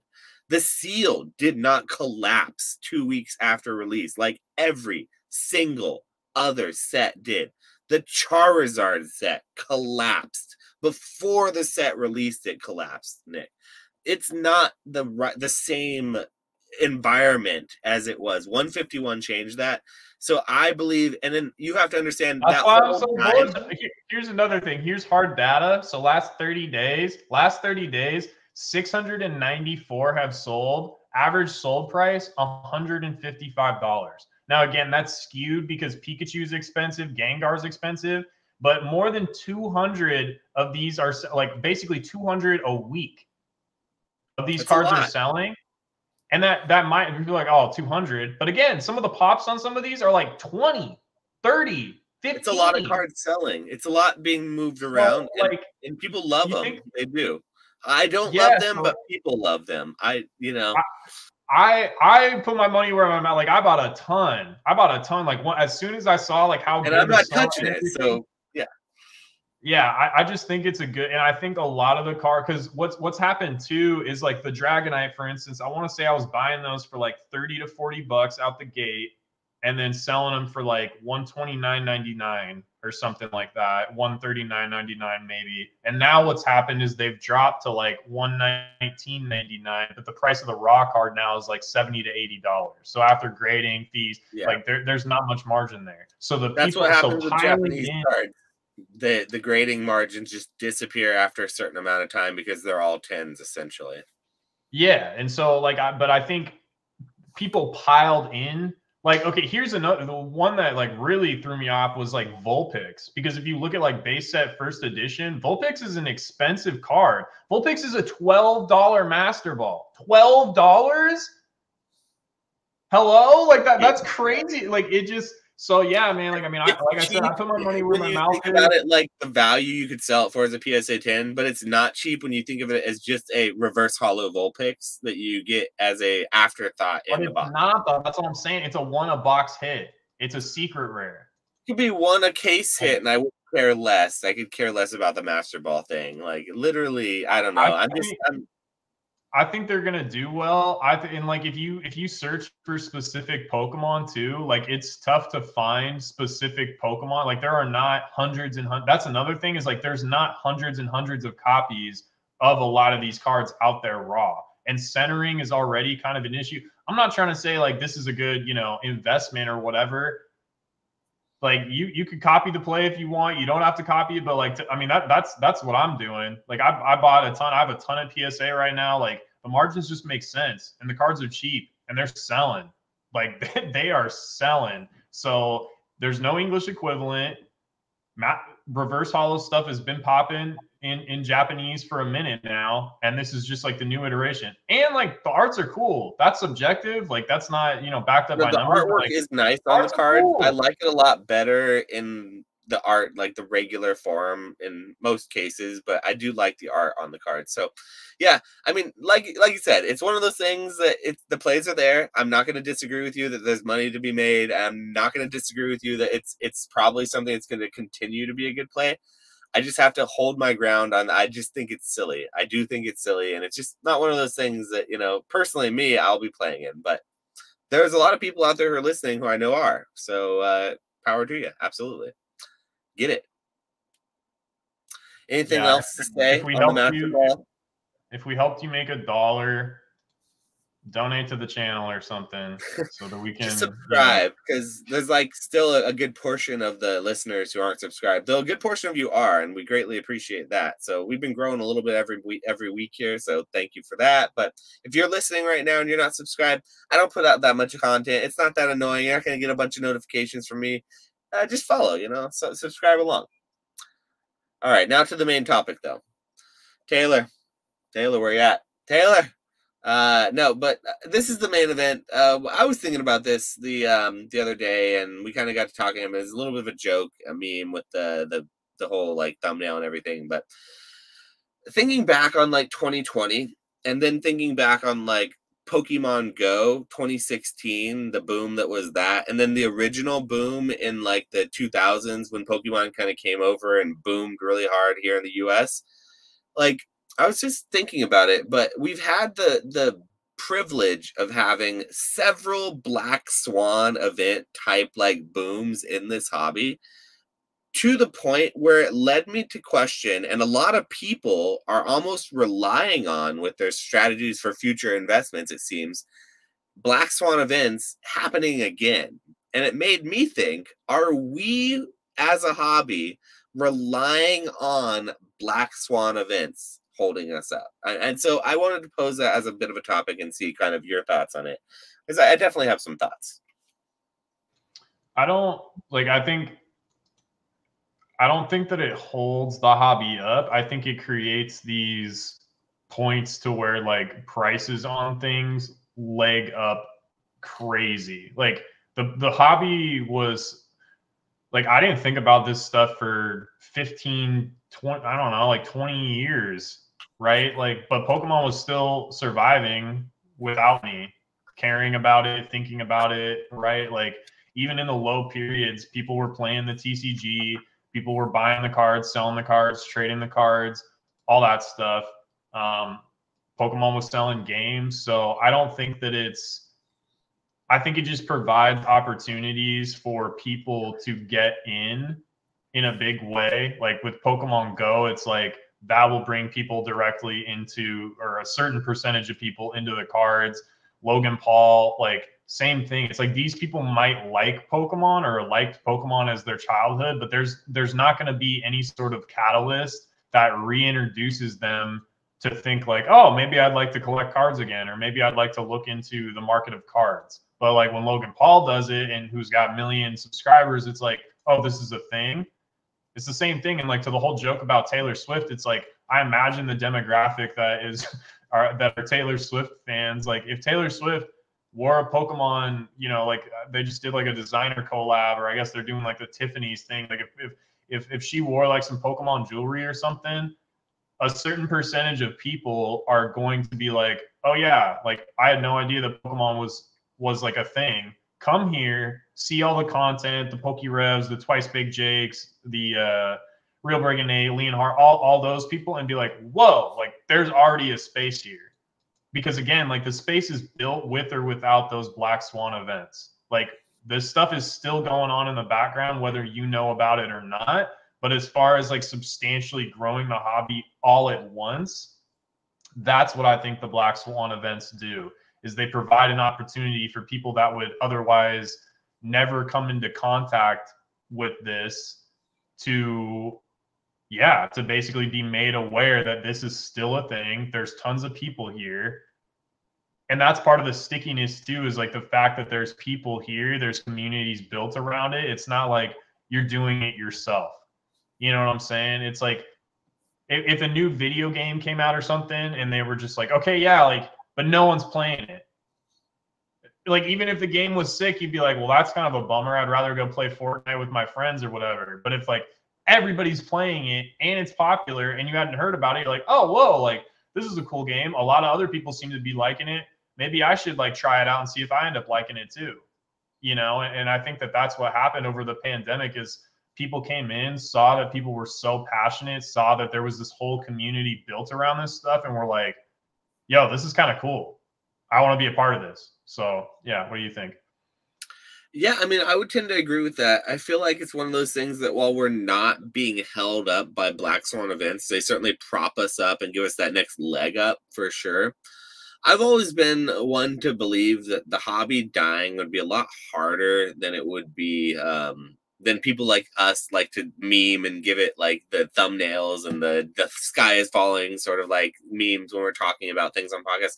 It's a lot harder for the hobby to die than we give it credit for, because you and I realize this, but I'm not sure you realize this, but the player base are really, really dedicated. Like the people who play this game, they may not be the most vocal about collecting. They may not watch our YouTube videos. They may not be in the same Collecticon buildings we're in. They're not even buying the same cards as we're buying or caring about them. But let me tell you, they are far more dedicated and thinking about it as much, if not more, than a lot of us collectors are, because they're not just like thinking about what card they want from PSA to come back as a 10 or what they're gonna buy from the next set. They're thinking about these fucking stupid little like Skelligurge combos that they have to think about, like, and they don't care about Skelligurge. They don't even like him, but he's good that week in the meta, and they have to find out a way to counter whatever the other card is. And so they're changing it up constantly. So they know the game backwards and forwards, whether they like it or not, because it's competitive for them. And it's something that's going to continuously evolve and just stay in their life. And it becomes like a part of their identity, these competitive players. So like, we don't see it a lot in the collecting space, but I know that whether we want to believe it or not, the players are really the ones that drive this game forward, and they're the ones that will drive it in the times of like down, like when nobody's buying Paradox Rift. You know who's buying Paradox Rift?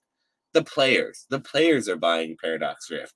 When nobody wants to buy Pokemon, when nobody was buying Diamond and Pearl, when nobody was buying EX Era, you know, the only people who were buying it, the players. Echo Based Collectibles was like one of the only people buying it at that time. He was a player.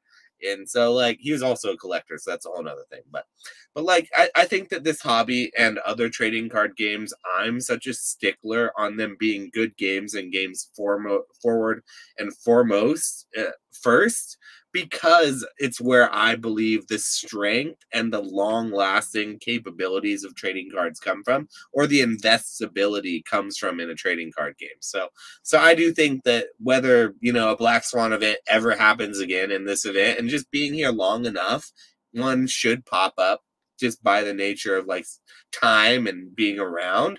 But even if it never did, I don't think that it will eventually just degrade and erode to nothing, because I think there's a certain level that it would get to that the players would either plateau at, or it would bottom and then slowly raise up when things did happen that were like increasing the game, like making it better. A new mechanic gets added, you know, things always happen. So no, Yeah. I don't think that we need Taylor Swift. I think that if she went and opened up a pack in the Super Bowl, you know, after Travis Kelce, he scores a touchdown, and you know she's like dancing He's a around. tight end, so he'd be receiving the ball, but yeah. Whatever it is, yeah, I don't, you know, Trolling if you. Taylor Swift opens it and like shakes it off and opens a pack around, you know, on the field, I'd be a millionaire overnight. But you know, I'd Yeah, take maybe slower than that too. yeah, well, It's interesting because I knew we were gonna talk about this, and I think it was yesterday. I was listening to these guys that work at the YouTube channel is called like the Compound, and it's run by Ritholtz Wealth Management. Anyways, the dude he was talking about the stock market, but it applies to Pokemon as well. Like someone asked a question, and everybody, like especially retail traders, are like constantly looking for like same sort of thing, some sort of black swan event, some sort of catalyst that's going to pump, you know, tech stock or Bitcoin or like anything. And the dude was like, "What do you want all time highs for? Like you're not selling anyways. Like what do you want all time high?" And it's the same. It's the same thing as Pokemon. It's like if you're just trying to collect it, it's like, well, what do you want all time highs for?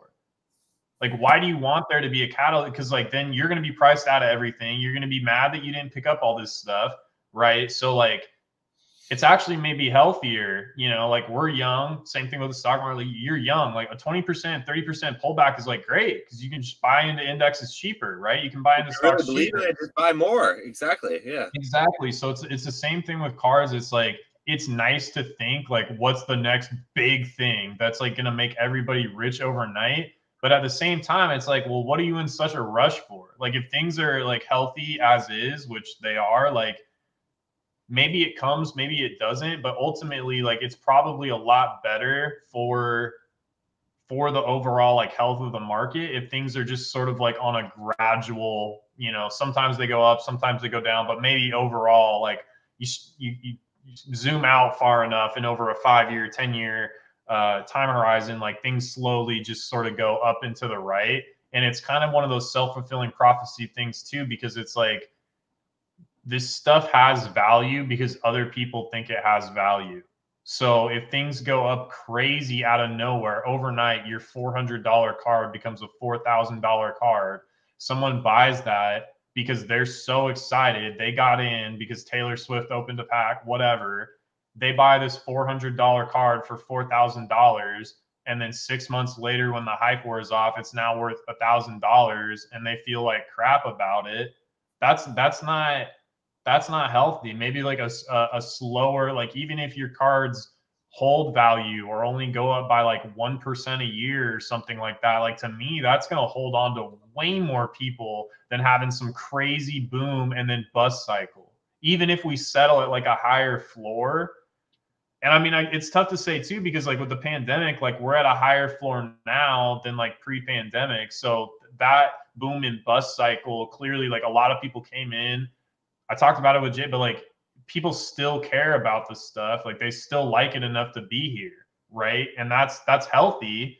But I know a lot of people got burned.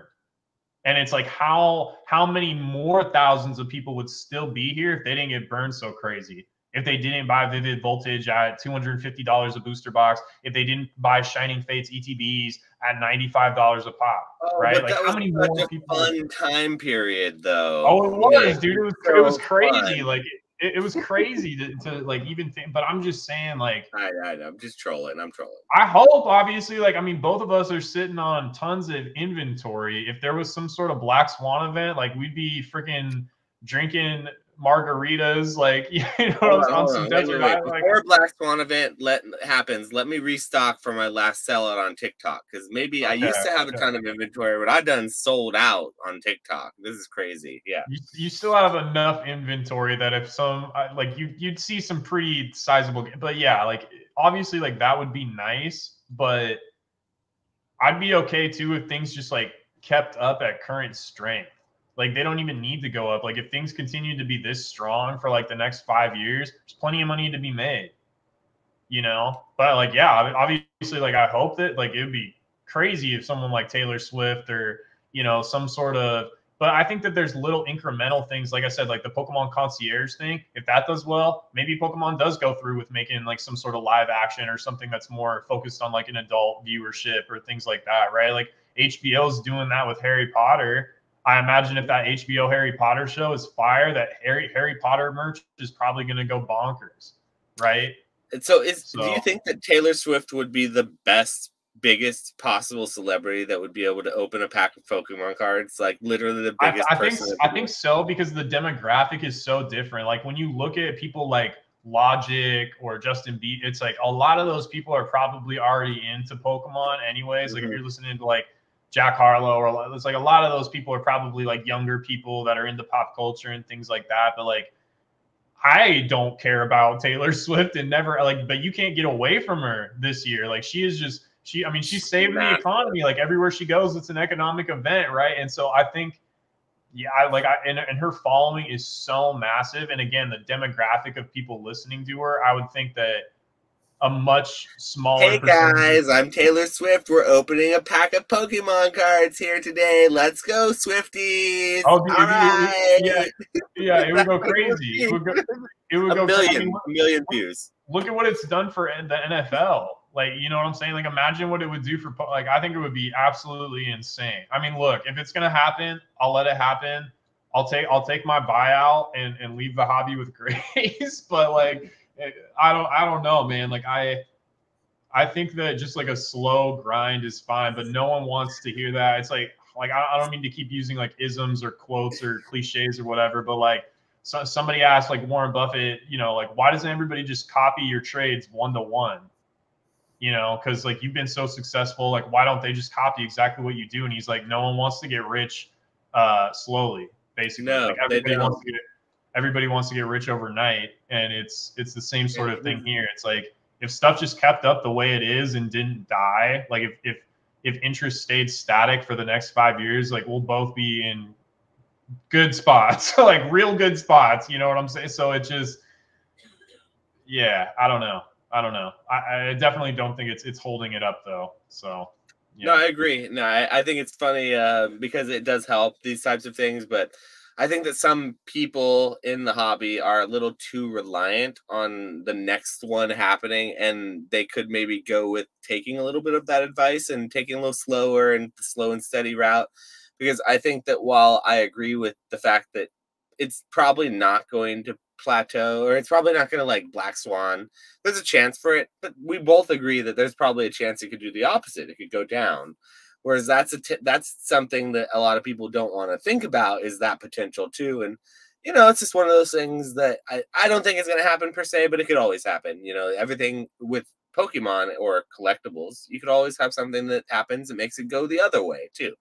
So luckily Pikachu's not going to mouth off and start saying racist things though, because he doesn't really talk. So I think we're safe with like the mascots like talking and saying things that can get them in trouble. But other than that, you know, there are always things that could happen with pop culture that could change the way that the world views collectibles. Anything to add on to that before we move on to the last and final topic here? This is going to be a fun one. I would just say like the last thing is that Pokemon could still be strong, and like there would just be less money. Like resellers could get squeezed out to where there's not really as much money to make, or it's not as easy to flip things, or it's harder to sell your allocation, or more sets. Like if 9 out of 12 sets you break even on, but 3 sets you print on, maybe now it's like 10 or 11 out of 12 sets a year, like you're eating doo-doo on, and you're only really doing well on one, and then that causes businesses to leave. Like Pokemon could still be super popular, could still be the biggest IP in the world, and businesses in the space could suffer. So it's not like a 1-to-1 thing. It's like Pokemon. Look at Magic the Gathering. That's, I mean, that's it. Literally, they're still making profits, bigger profits than they've ever made. You know, Wizards of the Coast is and Hasbro or whatever, but their game is suffering and nobody wants it, and game stores are going out of business because of it. So yeah, exactly. Yeah. Secondary market values are not holding up. So like, I mean, Scarlet and Violet could stay static for 3 years, box prices, and Pokemon could still be making record profits. So. Yeah, I mean, and that's why like I haven't like fully committed to doing this full time, is there's so many degrees of things that I don't have control over. Like I don't have control over the Pokemon market. I don't have control over PSA. I don't have control over eBay, and my business is reliant on the success of like all those companies and all those variables. I'm not leaving, you know, like I'm not like, you know, trying to exit tomorrow or anything like that, but I'm definitely not relying on this full time just because I don't. Yeah, like I don't like I don't want to sink all my eggs into one basket. It's the same thing with investing. Like when I was talking with Jake, he's like, well, part of it's the enjoyment too. And if you don't enjoy holding this stuff, then it doesn't make sense to. And to me, it's like, I enjoy this stuff. I think it's cool, especially when you grade something rare that's like a really banger card. You're just like, yeah, that's awesome. My thing is, if I held it and it didn't appreciate in value, I would be very resentful towards myself for the fact that I tied up that money in a piece of cardboard instead of continually like recycling that. The idea of holding it and sitting on it and it appreciating in value is extremely enticing to me. And like a lot, like I think that that's cool. Like, you pick the cool cards that have good fundamentals, that are sick, of popular Pokemon with crazy art, and they go up in value. Like, yeah, that sounds great. Like, who wouldn't be interested in that, right? Like, that's sound. But on again, paper, like, that's fantastic. Yeah. Yeah, but then on the other side of it, it's like, okay, well, what if they don't? Then how are you going to feel? And that's for And me. then what if it stays the same and you're out because you have to pay fees, you have to find a buyer, you have to then, ship it, and then it gets lost in the mail, and insurance, all that crap. Yeah, 100%. And it's like when you do the models, like when you plug it into a model, it's something like if you doubled a penny every day for a month, you'd have like multi-million dollars, right? Like starting from like when you start plugging in, turning over the types of investing gains that you would have to see to outcompete turning it, like you could make 10% a week versus like a 500% gain over like a couple months. Like, a lot of this stuff I've seen in the different Patreon groups, because these dudes that are, selling clothes or video games in like the reseller Patreons and stuff, like they plug in models to figure out how to structure their business. So they're like, okay, well, should I buy more bulk video games that I can sell quicker and take less of a profit on? Let's plug it into Excel and see what happens. And so like people have created these Excel models that you can look at their business structure and see this dude doesn't make more than $1 an item, but he sells 15,000 items a month. And him being able to turn his money over, more times than the guy over here that holds out for 250, which is like a 250%, increase over what this dude's making. But this dude's over here selling for $2.50 profit is making less money because he's turning his money over slower, right? So like when you start plugging that in and looking at the compounding effect of turning your money over, it becomes less attractive to take the risk of hoping something needs to appreciate in the future. So yeah, that's all. It's not for everyone. It's one of those things. If you're gonna sit and watch something appreciate, it's like watching a pot of water boil. It's one of those things. You got to be doing something else while you're doing it. Otherwise, you're not going anywhere. It's gonna be boring as hell too. So it's just a matter of like preferences, I think, for sure, when it comes to that kind of stuff. So on to the next topic. I feel like this next one's going to be a juicer. This one, they're all good ones, but this is a returning segment back to our 5-year future specs. And with this segment, we always try to choose some things to compare and contrast over 5 years. So nothing on this list is something that's going to be a flip. It's all going to be something that you have to choose. Either Nick or I are going to choose what we prefer. What do we think is going to be better 5 years from now, like a better choice? And so in the past, we've used sort of more modern, more topical things, things that were a little lower tier value. This time, we're going a little higher value. I used about a $5,000 as a base for like a price that I was trying to get like close to.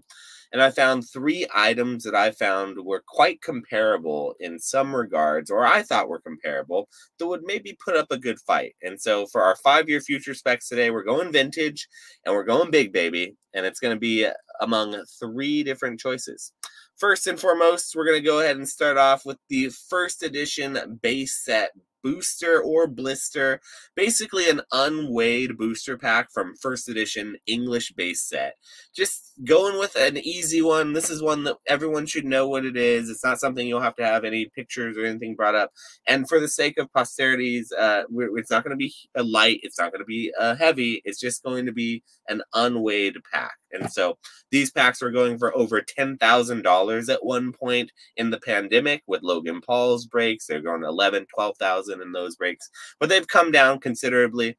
I heard of the lowest sale being a blister pack done by none other than our friend Old School Pokemon to Rusty, TCA Gaming, for $4,000, a legitimate first edition base set blister from PokeRev's booster case. that was so not a fake one, a real one for 4,000. And that was last year. I think you could probably get close to 5,000 or 6,000 on that. So I think it's a fair amount to offer. And so that's going to be the first one. Number two is, by many people's account, the number one favorite best art in the hobby for vintage old cards. By a lot of people, they say this is their favorite card, but you could get for 5,000, give or take $1,000 or so on the day for the auction or whatever, because this card doesn't come up often. But you could get a PSA 10 Neo Shining Gyarados first edition for about $5,000. So base set burst edition booster pack, blister, unweighed, however you choose to have it. First edition Neo Shining Gyarados, one of the best artworks in the entire hobby. And just for you, Nick, I had to include something from the Japanese side from the same time period, a historic piece to the hobby. For you Japanese lovers out there who are just screaming because you're like, you just did English. For about $5,000, you could get a PSA 9 Play Promo Gold Star Evolution set. Now, there's a caveat to this. They are all PSA 9s, and it's only the Jolteon, Flareon, Vaporeon. And the Flareon would not be the Play Promo Flareon, guys. That's like a $5,000-$6,000 card on its own, because of the play points you needed for it. But there's a lesser version that's about $1,000, and it's the World Championship version. The WC looks the exact same. You can't tell the difference except for a little symbol on the bottom. And you can have that in addition to the Vaporeon and the Jolteon play promos PSA 9 for just under $4,000 or $5,000 there. So I thought that would be a somewhat comparable, little set. So I want to know, before I answer, I want to let you go first on this one, but what do you think about the choices, and do you have any sort of an answer about it? What are thoughts about it? I think I'm taking the Shining Gyarados, man. I think I think I'm going with the Shining Gyarados. I think that one probably has the best prospects to it. I looked before we went live, and you were talking about it, and it looks like the cheapest one listed is a few $1,000s more than what the auction sold for, which was the $5,000 sale. So that helps a little bit. You never know what those people are going to be willing to take, but chances are, in my mind, the kinds of people that have those cards are probably holding. They don't really have a reason to sell. And I imagine if they needed to sell something for some sort of, life event or whatever, that there's other cards that they would sell before that. Also, the Japanese one is like $8,000. So yeah, the Japanese one it's different because the way that the Shinings were distributed in the Japanese boxes versus English boxes. English, you kind of get one guaranteed in each box, and it's 1 per 36. Japanese, you also get 1 per box, but it's 1 per 60 packs. So the distribution on them, much more difficult to get as far as Japanese Shinings are concerned. Same thing with Neo Destiny. Neo Destiny Shinings in Japan are much more valuable than compared to the English ones. So yeah, I mean, it is one of those things that it may be. I also saw the unlimited pricings for the Neo Gyarados were close to $3,000 to $4,000 too. It just didn't feel like putting, something with that much of a discrepancy of price felt fair, putting it up against when you could get a first edition one for $5,000 in auction, so, for those listening, if that's the breaking point, then maybe sub in the unlimited one, because mostly it's supposed to be a comparable price wise, and so that's kind of the closest you can get to make it actually comparable. But you're choosing the Gary, huh? Oh, even over the play promos, the Japanese play promos. Yeah, I think the play promos will do decent, but like 9s are tough with Japanese, like more so than English. Like I've noticed that certain cards like base Charizard and things like that have a pretty big disparity between the 9 and the 10 prices. But generally, like when you look at a lot of vintage English stuff, 9 still holds like decent value. Maybe not value relative to the sealed product, but they're still like worth a decent amount of money. With Japanese, 9s are like a severe drop off. So especially on like vintage, mid-era, that kind of. I mean, the closer you get to modern, the worse it gets. But even like the mid-era stuff is pretty dark. Like the cards I Population need. wise and hard to get wise, you think that those would probably the play promo is a little bit more difficult than the Shining Gary or the first edition box? Yeah, that's another thing too. Is like the Neo, the Shining Gyarados, probably easier to find a buyer, little less niche. Like a lot of people love Gyarados, and also like that kind of card is going to Wales, and Wales like first edition WotC PSA 10s. So that to There's something me, about that card. I think that everyone in the hobby has pretty much can agree that that's one of the best cards in the entire, like the whole thing. yeah, it's. I mean, it's one of the few times that they've made a callback to the games, and so many people that's their main connection or their initial connection to the IP is through the games. So I just think that's part of what makes that hit so much. Gyarados is always like a popular, good sell-through rate Pokemon.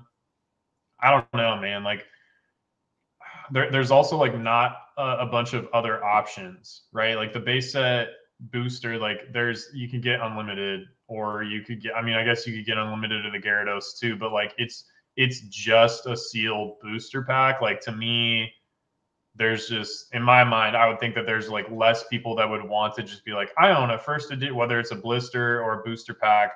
I just feel like there's way less people that would want to have that as a display piece or like a focal point of their collection than a PSA 10 shining Gyarados. Like I don't know. Maybe I'm way off on that, but I just think that there's way more people that want that that shining Gyarados. But that's just me. So if it's a blister pack that I know for a fact is completely untampered with, there's no chance. Like I have X-ray vision. I can't see what's in the pack, but I can see that it's real, or it came from a booster box that I saw packs being opened from and never saw it leave my eyesight. And if every single doubt that I had could be put to rest about the booster pack, I would take the booster pack over either of those two sets of cards simply for the fact that sealed vintage booster packs of modern, especially first edition base, is so likely moving forward and up until this point and moving forward to be tampered with, that I think there's going to be many, many, many times where I can have the chance to buy a PSA 10 Shiny Gyarados, an Evolution set, any PSA card that's been authenticated and graded by a professional, by someone else. I can see the card and feel good about it, or maybe not feel great about it because of what I paid, but at least feel comfortable with what I got. If there was ever a chance that I could buy something like a first edition base booster, though, that I was for sure that I knew its provenance was for sure not. This is one of the times that I'm going to go the boomer route and say that I'm going to want the base first edition booster set blister or booster pack, regardless of how it came, as long as it was like foolproof. Just because I know that like the scarcity factor, that sealed only can be unsealed. You can't go back to being sealed. A graded card is just, you can make more. There's more raw out there potentially and stuff. And you can always regrade cards, like 9s can become 10s and all this, 9.5s from other Beckett, other companies and all this other stuff.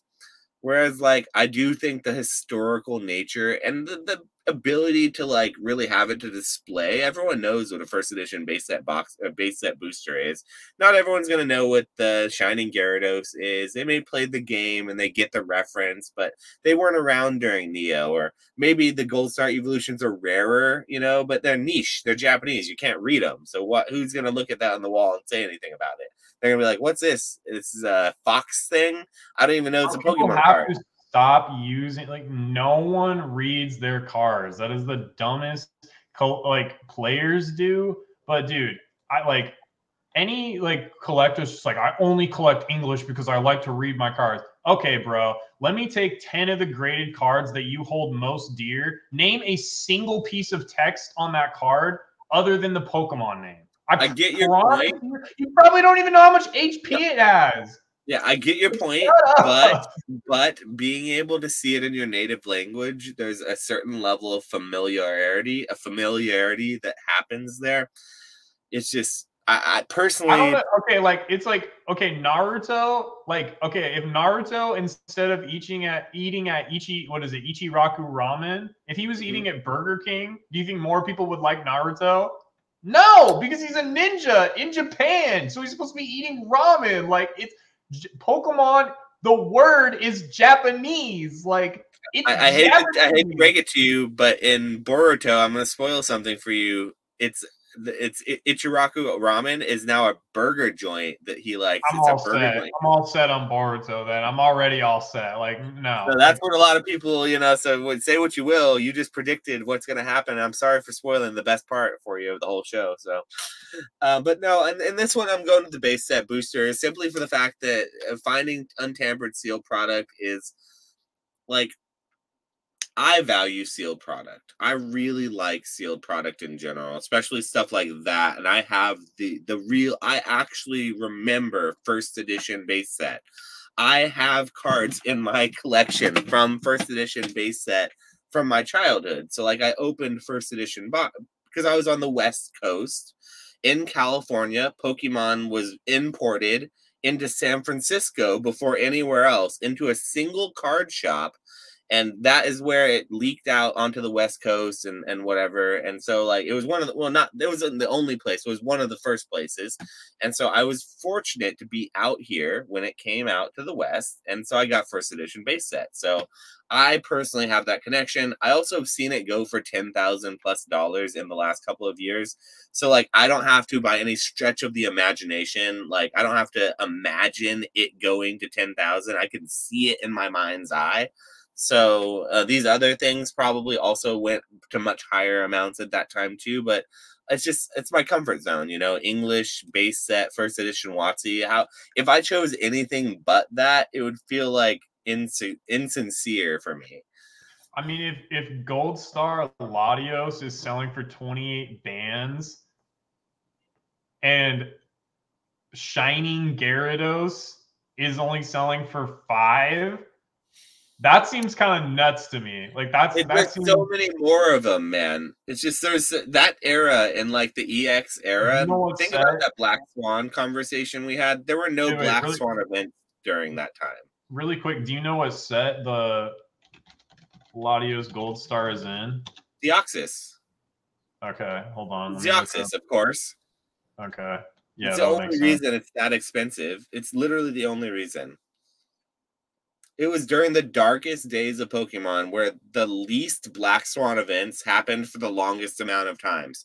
So if you want to know what happens to Pokemon when there isn't a Black Swan event for like 12 years, welcome to 2000 and what is it, like 2002 to 2015 or something. Okay, 13 years, and then 2016 rolls around and we get Pokemon Go. We finally get another boom that happens again. But correct me if I'm wrong, what was the boom between 2002 and 2015? Am I missing something, chat? Tell me, because I don't think I am. Yeah, you're probably okay. So the Latias is pop 22, the Latios is pop 26, and the Gyarados in first edition is pop 109. So it's like 4 times the pop, but also like The Gyarados is nine. probably Gyarados is probably like 4 times as popular at least And than think of all Latios the and PSA Latias. 9s of that card that exists too, of the Gyarados compared to the Latios. Latios, probably a higher percentage of 9s. Yeah, I think it was like 5. I don't have it pulled up anymore, but I think it was like 500 or something. So yeah, I mean, like that. There's Yeah. another option, but like there was like 1,200 graded total. So there's only 109 10s out of like 1,200. So that's a pretty low. It's less than 10% are 10s. I think that there's more than 109 people that want that card for more than Yeah. $5,000 in the world. I think it does have an upward trajectory. I think that $5,000, I was looking at recent solds and it was an auction price. I think that's a low price personally. And I would venture to say that right now with the market being lower, that card most likely is on an upward trajectory from that price point. Most likely.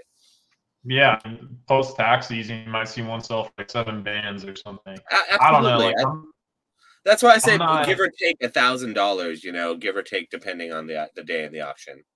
yeah, I'm not. I don't know. Like I obviously like they're both functions of each other, but like I think that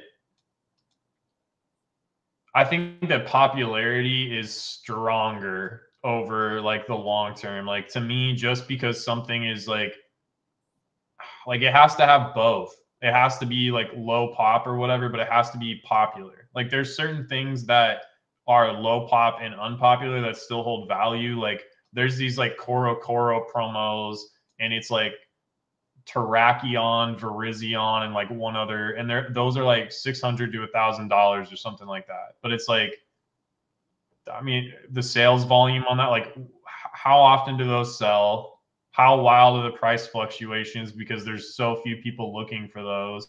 To me, like, just sell the Dragonites, the Gyarados, the Charizard, like that kind of stuff. To me, over the long, there's just going to be more people that want that. In my opinion, like I don't know, like that's just where I tend to stand with things. And so even though like it's EX era was super hard to grade, there was a lot less printed of that than there probably was of the Neo stuff. I still think that buying in to a Latios or Latias or whichever one it was for 28 bands versus buying into a Gyarados for 5, that's just me. Like that's just where I'm at with it. Like even though it's way lower pop, like I'm still going with the Gyarados. Like I Like, would you just rather have 5 Gyaradoses or 1 Latios? That's the thing. Because that's yeah, you could like have I mean literally 5 of them. Do you like it 5 times more? Because you could have 5 and then some leftover cash.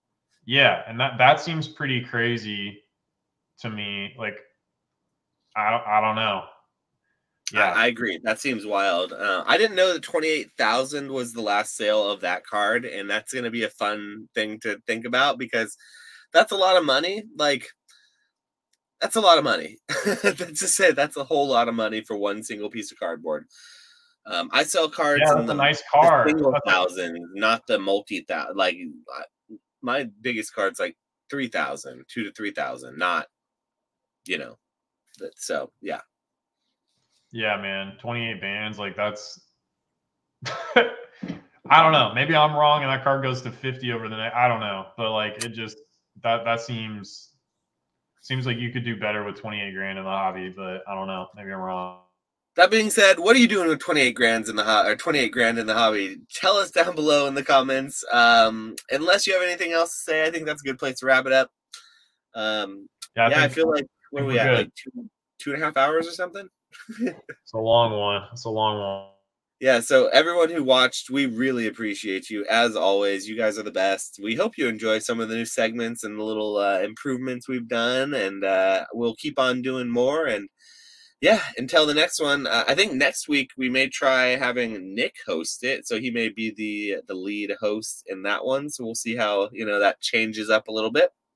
Well, But might not be next week exactly because of the holidays. We might have oh to yeah, okay. take a So week yeah, after the next week's the holidays. holiday, so we may take a week off. I'm going to be out of town in Disneyland, so I don't think I'm going to do it on the road. So we'll have another one probably the week after the holidays, and we'll do it with a little bit different twists, and we'll see how that goes. But yeah, thanks everyone. Like, comment, subscribe. You guys are the best. Hopefully you enjoyed it, and yeah, we'll be back again with another one in a couple weeks here. Thanks again. Peace out, guys.